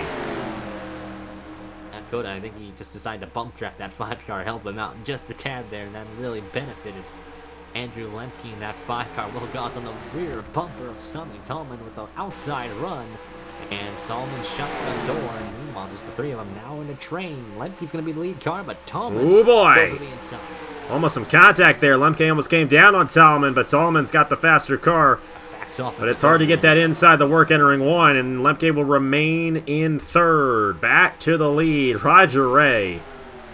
You gotta give this guy a lot of credit in this one. I mean, Gunther has clearly been the class of the field in this race, but Roger Ray is not that far behind in performance. And if one mistake comes out of Gunther, which is something we have not seen on the racetrack out of that 55 tonight, Roger Ray's going to be right there to pounce.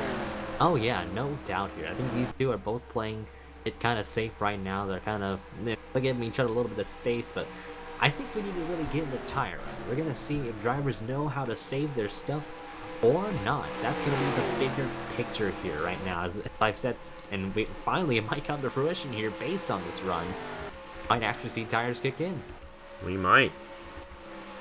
I don't know how much these guys have been using their tires, and it'll be interesting to see once we get that final set of pit stops who will be in the race lead. And you gotta think the kryptonite for Nick Gunther has been those pit stops, because you know he's been doing really well on the racetrack, but he's lost a lot of ground on the pit lane. And for a while there, Roger Ray was leading this race, and Gunther was behind him that whole time.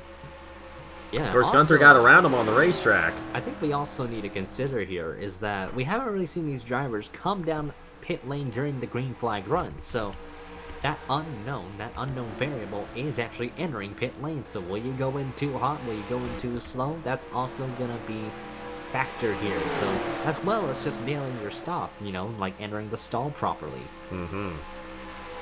And Good like you tussle mentioned, for third. if this thing stays green, it'll be the first time that they've come down the pit lane under the green flag. That makes hitting your pit stall even more critical, and if you make the mistake, your race is most likely going to be done, because if somebody doesn't make that mistake, they are going to surpass you.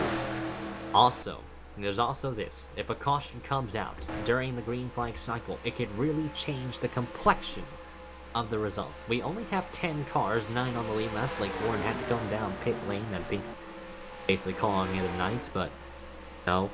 If a caution comes out, and let's say Gunther and Ray are scored a lap down, so we're going to have some drivers that are going to bank on a caution. You hope to really decrease the competition so that they themselves can maybe pull off an upset win compared to this top two, who are really, like we mentioned so many times, have been the dominant forces. And Lemke, I don't know if he gave way to Tallman or not, but Tallman's to the outside for third, and he will finally get around Lemke.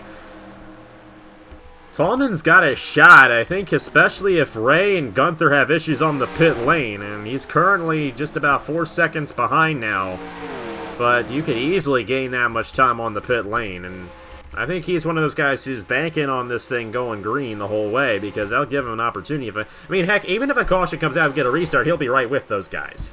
Oh, yeah, So either way, I think the 15's in a good position, because, you know, if a mistake happens up front, he's going to be right there. Now, of course, he's got to avoid making a mistake.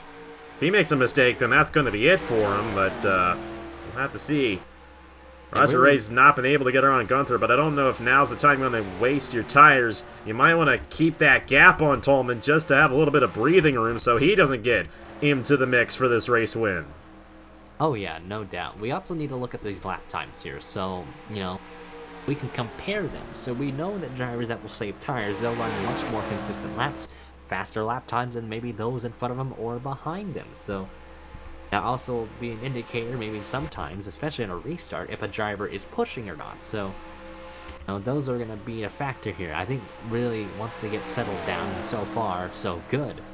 This green flag stint, you see Lemke kind of messing up in turn 3. His car, he's kind of struggling for grip on the Farmers Insurance Chevrolet, while Tallman's trying to maintain and pull away from that 5 car here. I think tire wear is going to be a big thing here. Maybe Roger and Nick are going to try and race it out to the end here, maybe hoping that none of them mess up, you know, maybe wanting a little bit of a challenge to themselves right now. But so far, those two are just long gone. Look at the gap they have, almost 5 seconds away from third place.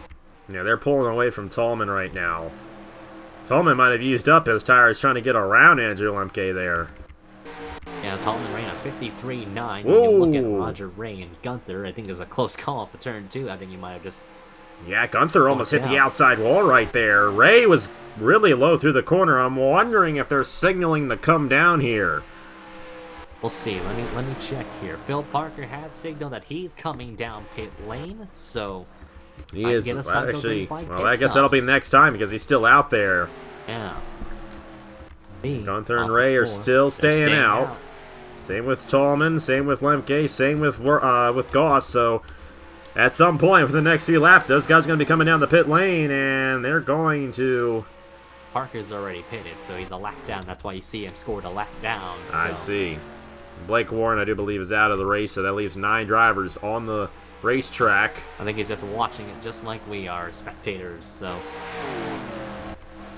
Good corner by Roger Ray there. You saw him not get really off the gas as much or really slide up the track off of turn 2 as much. But Nick Gunther maintaining a pretty good gap over that 9 car right now. A 4.84 second advantage over the 15 of Sonny Tallman with Lemke and Goss in tow right now. These two both mess up though. Man, Sonny Tallman, the others could pounce in the situation. They definitely could. We're going to have to see Nick Gunther still holding on. None of them coming down quite yet. Phil Parker, he took a little bit of a strategy there coming down a little bit early. Of course, he was a little ways behind. Don't know if he repaired damage, though, to that 24 car, because that does cost you a lot of time on the racetrack. So really, like, especially in a pit stop, so like there's a good amount of repair damage. It depends on how much you get in general, too, so... That could really hurt the gap you could have went if you went for an undercut maneuver. Anticipating these pit stops here any moment now. 15 laps to go in this race. Nick Gunther continuing to lead. Roger Ray is not falling off, though, so, I mean, it's going to be between these two guys, and one mistake out of Gunther, and Roger Ray is going to be right there. Tallman is now 5 seconds behind. He actually hasn't lost too much ground as of late. Yeah, for real. Lyndon Wright's down the pit lane. Went out of the way. I think he did that as a gesture to get out of the way as well. Probably his tires were also disintegrating. Remember, he did spin out, which didn't bring out the caution. Exactly. Lyndon's tires probably dead from the get-go compared to Ray's and Gunther's tires, as well as the other lead left car. And these guys have not had green flag pit stops all night, and this is the longest green flag run we've had all night, too. Johnny Gardner coming down pit lane. He's pretty far back, but hoping to maybe gain some ground on his rivals of Rob Evans. Evans actually coming down pit lane as well, so the two Hondas, I think, are committing to the same strategy. And here we go. This is the big moment of the race right here. The money stop for our two race leaders.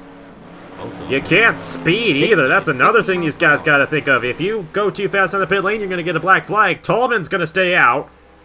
Same with Will Goss and Andrew Lemke, but here we go. Gunther and Roger Ray, they're almost side by side down the pit lane. I think both of them, Gunther's the first stall, so Roger knows that won't run into him.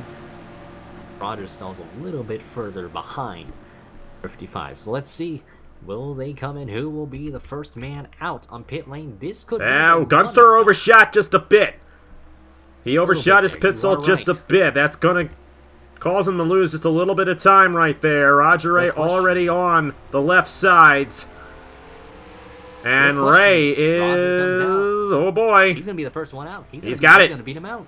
Roger Ray, the first one out if he didn't speed. And now let's see if he gets a black or not. Because remember, sometimes drivers get too antsy, too energetic, that you end up speeding out of pit lanes. You end up being too fast exiting, as well as this slick compound right on the apron, right in this area. This is really slick. I ran this around in practice. It's very slippery, and you could self-spin both of them, keeping it straight. And hopefully neither of them got a black flag. We'd love to see these guys battle it out for the race win. I think Gunther's slightly faster, but we saw that slight mistake he made. He just barely overshot his pit stall, had to back it up just a little bit. He lost probably a half a second in doing so. Yeah. Other cars coming down. I think the cycle's about to end here.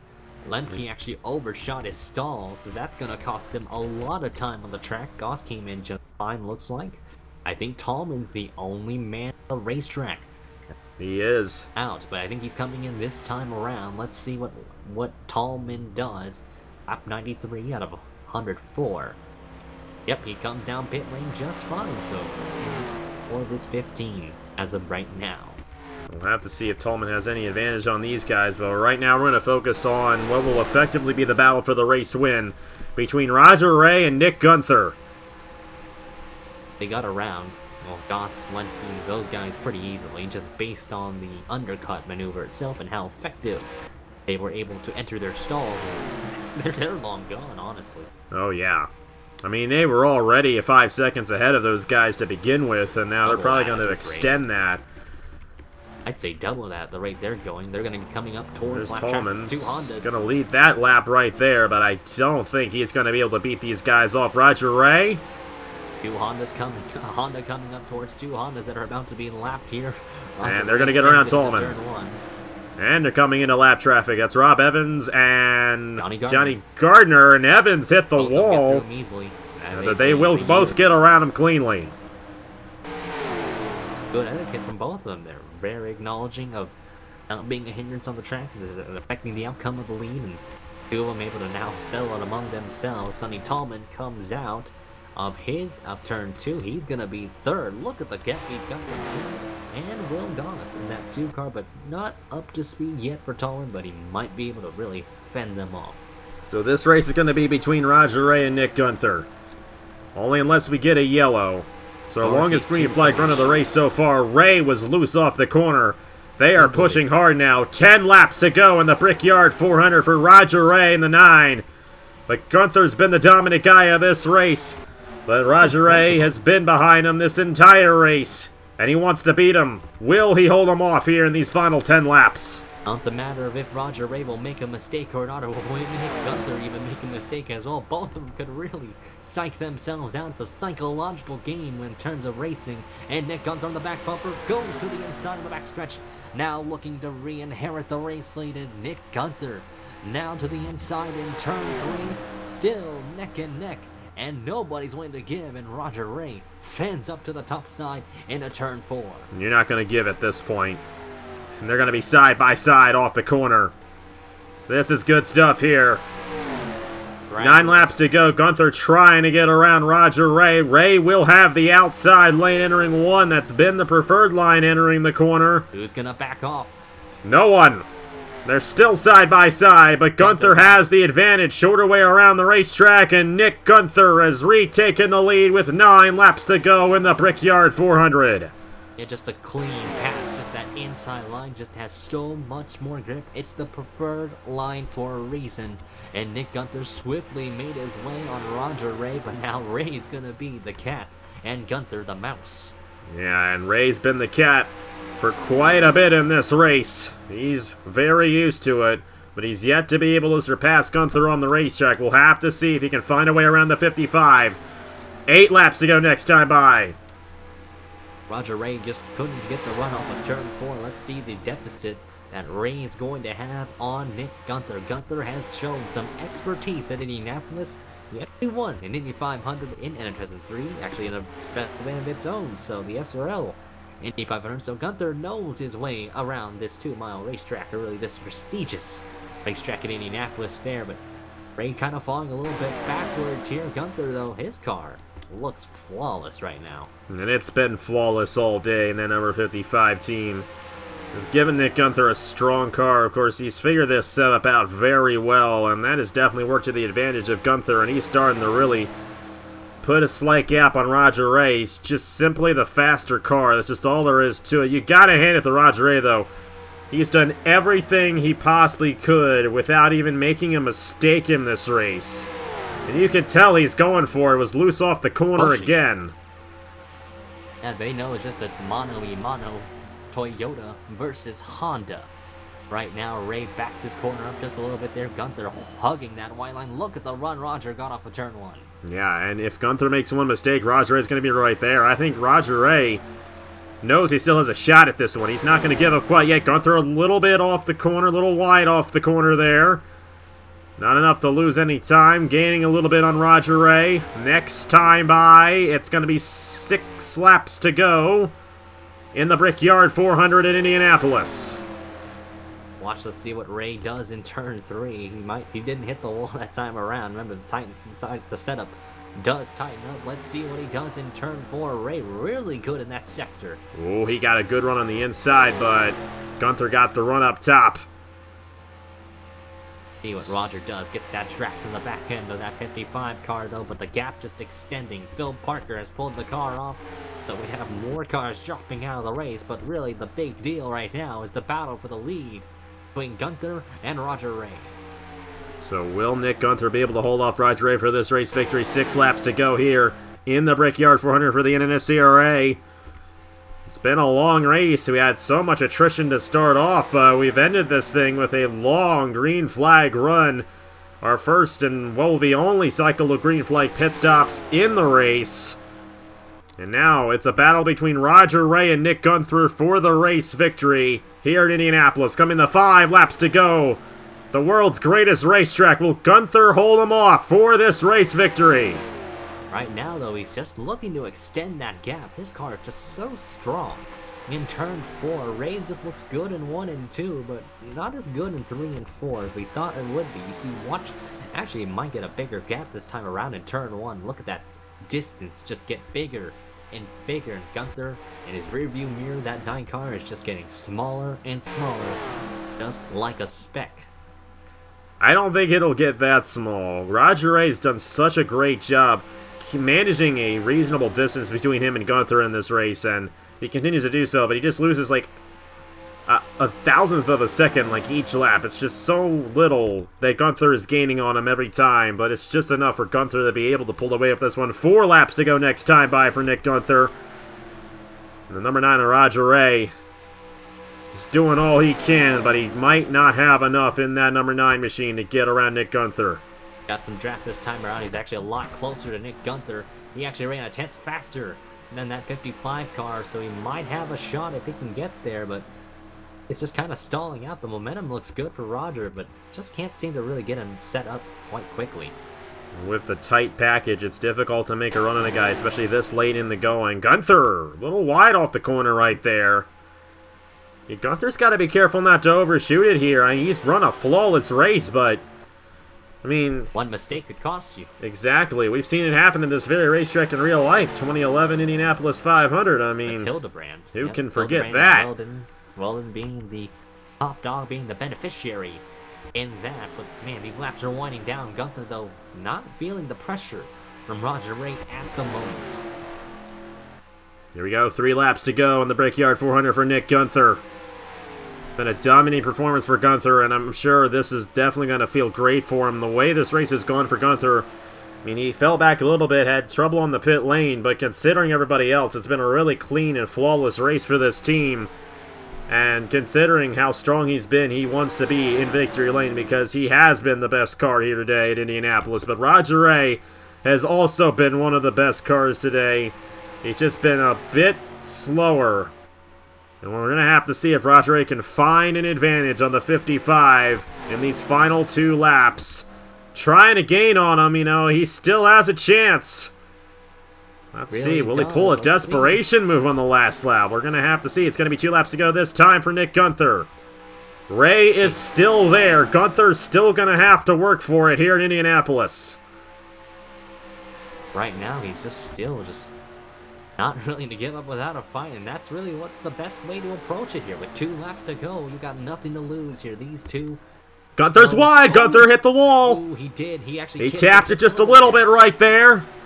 It's going to allow Ray to get some time here. Let's see what he does. Boy, I don't know. It was just a slight tap. It really didn't even slow him down. As a matter of fact, he's now pulling away from Ray down the backstretch.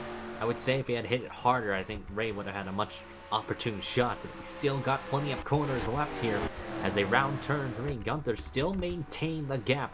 Ray so close to that wall as well. Both of them just driving it in so hard.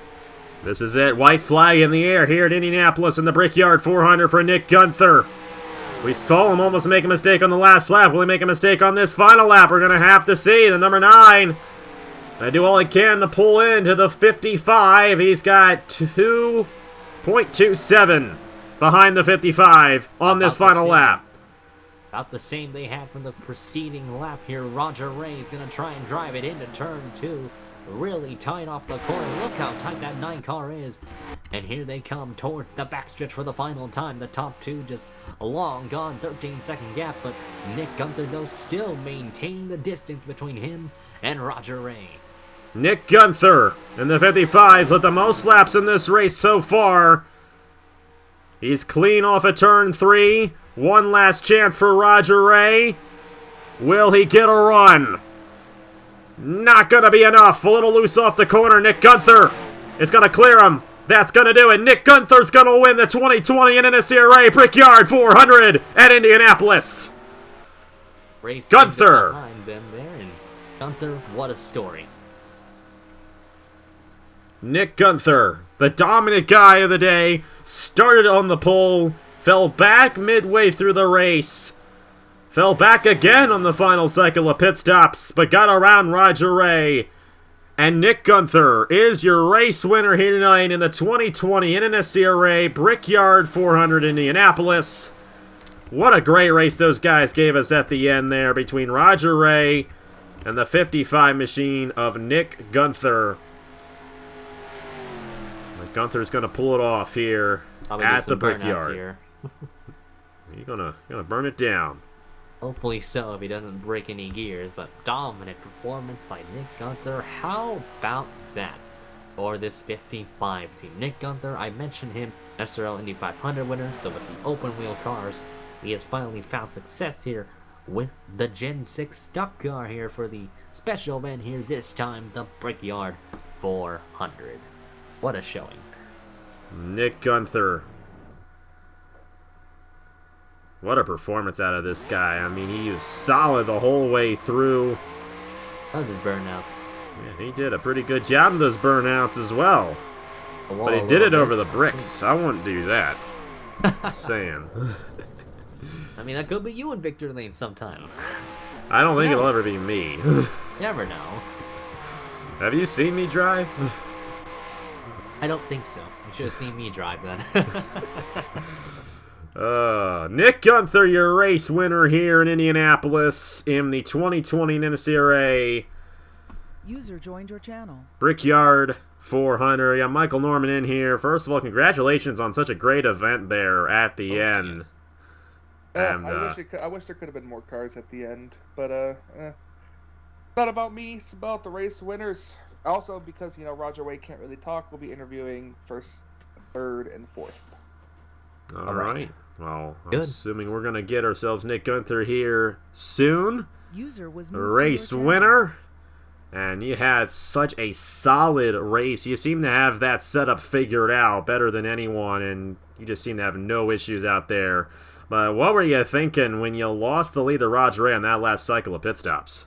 Well, I knew pit entry was going to be a pain in the rear end. I mean, I had to take it very easy going to the pits, because if I were to speed on pit road, then that race would have been over. So I had to play it safe. Yeah. Well, you did a good job right there getting around Roger Ray, and you seem to be the only guy in this race who can make a pass for the race lead on the racetrack. Obviously, like I mentioned, you seem to have that package figured out, that setup figured out. And compared to other guys who were just spinning around, what was the advantage you had in getting through the corners without spinning out, especially when you had cold tires? Oh man, I almost lost it twice on the beginning of the race, and I think the second restart I almost lost it. You have to feather it in there. You have to feather it a little bit, and just let it get to you, because it'll spin out like it did to a lot of people. Yep. And reality, the secret to passing here at this place is you want to have good momentum. You want to have good exit speed, and that's how I was able to get right on the back of many people and just pass them easily. I can follow that philosophy though. I vouch for that. You can't really pass people on entry at Indianapolis here. You just can't. But on the straightaways, that's where your passing zone is. It's not the corners. You could try the corners, but it doesn't always work. Well, that your car was like the quickest overall that whole race, though? Did you feel like you had the fastest car, even with some of the field being taken out? Yeah, some of the time where the whole field got damaged, I think I had a little bit of damage as well, because I kind of messed up in some corners. It didn't affect my car that much, believe it or not. I thought it would affect it a little bit more when I pancaked the wall, but I guess it didn't. And I guess my car was still fast, and so was Roger's too. His car was fast too, really fast. That car has some VTEC underneath that hood. Well, congratulations on that dominating performance. Definitely a well-earned victory here at Indianapolis. And you guys put on a great show, especially at the end of that race. And we can't thank you guys enough for racing a clean race at the end there, you and Roger. And, yeah, good luck on the next race, and congratulations on the race victory. Thank you very much. And you people just come here to go watch a race. You're not here to watch a demolition derby. If you're not, just go to Bowman Gray Stadium if you want to watch a demolition derby. I don't really think we can go anywhere to watch a demolition derby now. That's why we got in 2003. But anywhere in NR 2003, it could be a demolition derby too. Oh yes, absolutely. Nick Gunther, your race winner here from Indianapolis in the Brickyard 400. User was moved out of your channel. So we won't get Sonny because Sonny has left. So I'll pull Andrew. User was moved and Andrew Lemke in the number 5. A solid day. Definitely seemed to struggle there during that last green flag run a little bit, but still finishing 4th. Great day. Not as good as the Daytona 500, of course, but I imagine you're still pretty happy with the result you got. Yeah, we were just a little bit off with our speed, I think. It was just finding the right way to arc the car so you could really get just your tire just a little bit below that white line, then it would just hook. And yeah, I tried to I didn't take 2 tires or anything at the end there. I just had a really good pit stop, and I tried to do something, but pressure got to me, and turn 1 I didn't know how I did that. I just went throttle out and tried to hold it, and it worked. But Then I think I messed up turn 3 there, got all kind of sideways and had a shallow, just a bad entry into 4, and thing was wanting to spin, and I was cranking it to the right a whole lot, and I'm surprised that didn't end my day. But yeah, that was I thought it was I think it was a pretty exciting race between the 55 and the 9. But yeah, I wanted to win 2 in a row, but sometimes it just doesn't happen. The guys here who run here are really good. Roger and Nick especially. They do an incredible job. So to beat them is very difficult. And still a solid day for you guys, and considering all the attrition that we had early on, I think it's good for anyone to have finished this race. But 4th place run for Andrew Lemke here after he won the Daytona 500 3 weeks ago. Still a solid run for Lemke and that whole team. And yeah, thank you so much for joining us and being part of this race, and good luck on the next one. Yeah, and also a quick thing, also have to say that the paint scheme is really special to me because Case drivers of all time, and same car he won in 3 years ago. But you can't always replicate things. But yeah. That was a wild race. He almost didn't replicate it that day either. It was a lot of close calls in it too. So yes. And either way, congratulations on the strong run, and yeah, thank you so much for being part of this year's event. All right, I'll see you for the next one. User was Andrew Lemke finishing in the 4th position, and I'd imagine that might be it. Is there anybody want to interview the other 2? Because there's 2 left. We got Seth Cole and Dejan Weeks, and that's it. We can get them both up here. Give me a I don't second. know, you want to talk about how Dejan went to the infield? User was moved to your we channel. could. Well, we got Seth Cole. Oh, we got both of them. We got both of them here. The last 2 guys who were left. How y'all like my Fox drone cam? You were doing pretty good out there. You caused, unfortunately, it was funny. You caused a yellow there.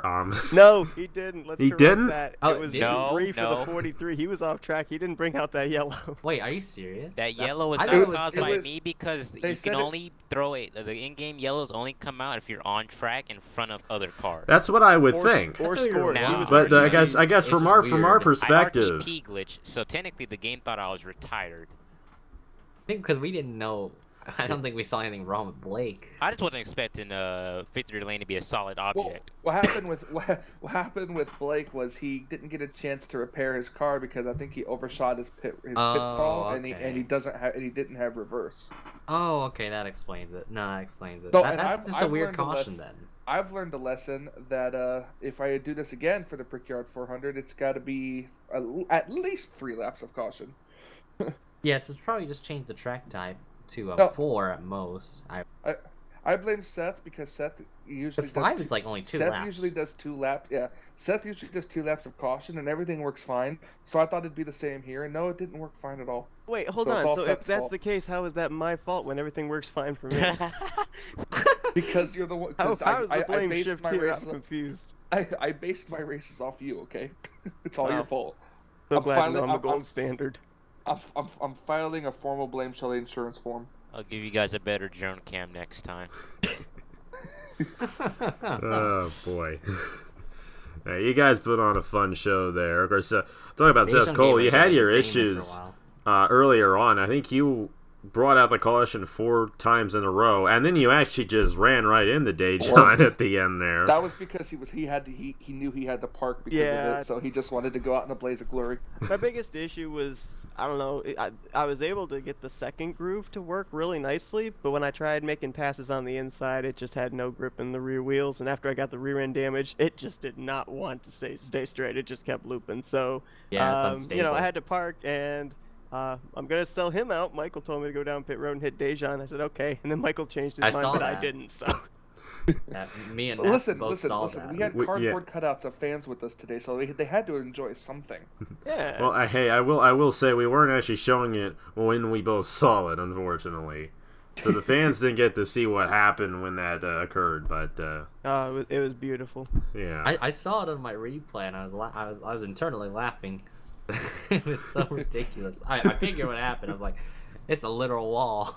I just saw Seth go backwards, and I thought, oh, he's going to get DQ'd, even though he has to park. But either way, you guys put on a good show regardless. It was interesting at the beginning, and we enjoyed calling this race, me and DJ. It was the first time me and DJ had probably even talked to each other, and this was so much fun. We worked so well together with the broadcast. I feel like it went so much better than the IMRC race I did at Atlanta the other night. So, first of all, I'd like to thank Michael for letting me do this. I'd like to thank everyone, obviously, with everything that's been going on. If some of you know, I've been a little depressed lately, but this helps. This is so fun to just be here with you guys to call this race, and I'm glad we can at least have this while everything's going on for you guys. And yeah, I mean, they put on a great show, even though it was stock cars at Indianapolis. I think we all had a fun time tonight, and we're so glad all you guys could enjoy it. And yeah, thank you very much. That's all I gotta say. No problem. Glad you guys enjoyed and had fun calling it. I still just wish there could have been more cars at the end, but If I didn't wreck early, I'd still be in it, so I probably could have had a front-running shot. So Yeah, so if we didn't have people brake checking into one, but that's okay. it That's just okay. similar scenarios happen like this again, where I crashed out early. I'll probably pull the same thing, or just come into the booth like 3/4 of the way through or something in the race. So yeah, I gotta thank Norman though for letting me actually help out with Napa fan there. So. Neil Bonnet had asked You for real though? Gonna be me, guys. wrecks the car and then goes into the booth. Legend. Good job. Yeah. Hey, that's what we had with the last race, the IMRC race, and Seth and Michael both came on board. I got parked in that race and came up. Yes, came you up did. with the You helped Good me to out see with it. that one, but yeah, thank you guys so much. I mean, it's so much fun calling these online races for you guys, and I love doing it. What I like about it is I don't have to edit anything. I just do it, and that's it. Right. That's the fun part about it. That's what I enjoy doing, is calling the races, and I appreciate you guys letting me do this. I'm glad you guys think I'm at least half decent enough to be up here calling these races for you guys. But either way, I think that's about it. Any final thoughts for you guys? I need to go watch your last offline series race. I've seen it premiering, and I was like, man, I should really watch it. I haven't watched it in so long. Go to youtube.com/Napa fan today. I don't think that link works. I don't know what my A different channel. my probably. URL is anymore. Who cares? I think It mine's should, still the it mine's should still just the be same. youtube.com/whatever your username is. It should. I mean, you could change it though. You just type I Napa remember. fan I in the remember. I search bar, won a comes up race fine at for me. Boston. Yeah, in that's your true. series. Just type it In the Napa YouTube fan. search bar. Yeah, I remember that Boston race. So that was season. I want to say I don't know, season. that was That was 3? way old. That was like 2 or 3. I think it was 3. I think that was ages ago, man. I was a little. Something like I was a that. kid back then. Long. That was Good ages job, ago. memory lane. I can remember most of my offline races. I don't know how, but most of them, especially in the Cup God, Series. geez, you're on season 8? Oh, 9? Dang. I'm on 9 now. Yeah. Wow.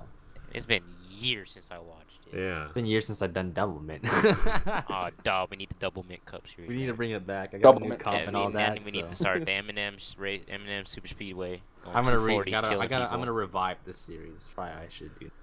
Probably once I have more time this summer, I might. Right. All right. Well, that should be good. Yeah, that should be it. So thank you guys so much for watching here tonight. Be safe out there. I think that's important. Try to stay within 6 feet from Coronavirus. people. Yep. Wash your hands. Be sanitary. Don't touch your face. Don't want to spread it can't to touch people my who are face. vulnerable. That's the big thing. So we're all in this together. We'll get through it. And in the meantime, we got under 2003. So there you go. High School Musical starts playing. Oh, no. But either way, thank you guys so much. Thanks to Michael and Seth and all the guys in NNSCRA for letting me do this race. And thank you to DJ as well for coming on board and calling this race. And thanks to Dejan. He's here.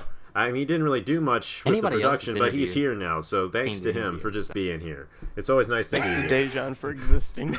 Yes, you're welcome. But either way, thank you guys so much for watching. On behalf of DJ Curtis, Seth Cole, Michael Norman, Dejan Weeks, everyone who was involved in this, congratulations to Nick Gunther, your race winner here from Indianapolis. We'll see you next time, whenever next time will be, here on the NNSCRA Sports and Gaming Channel. On behalf of all these guys, once again, I've been Napa Fan, and I still am Napa Fan, always will be Napa Fan. And I will see you Remember, guys the later. Turbo is contraband, and it's illegal in every state except for Texas. This is the Verminator. We're ending it right here. We'll see you guys next time. Oh boy. The deep out their turbos. That's contraband, man.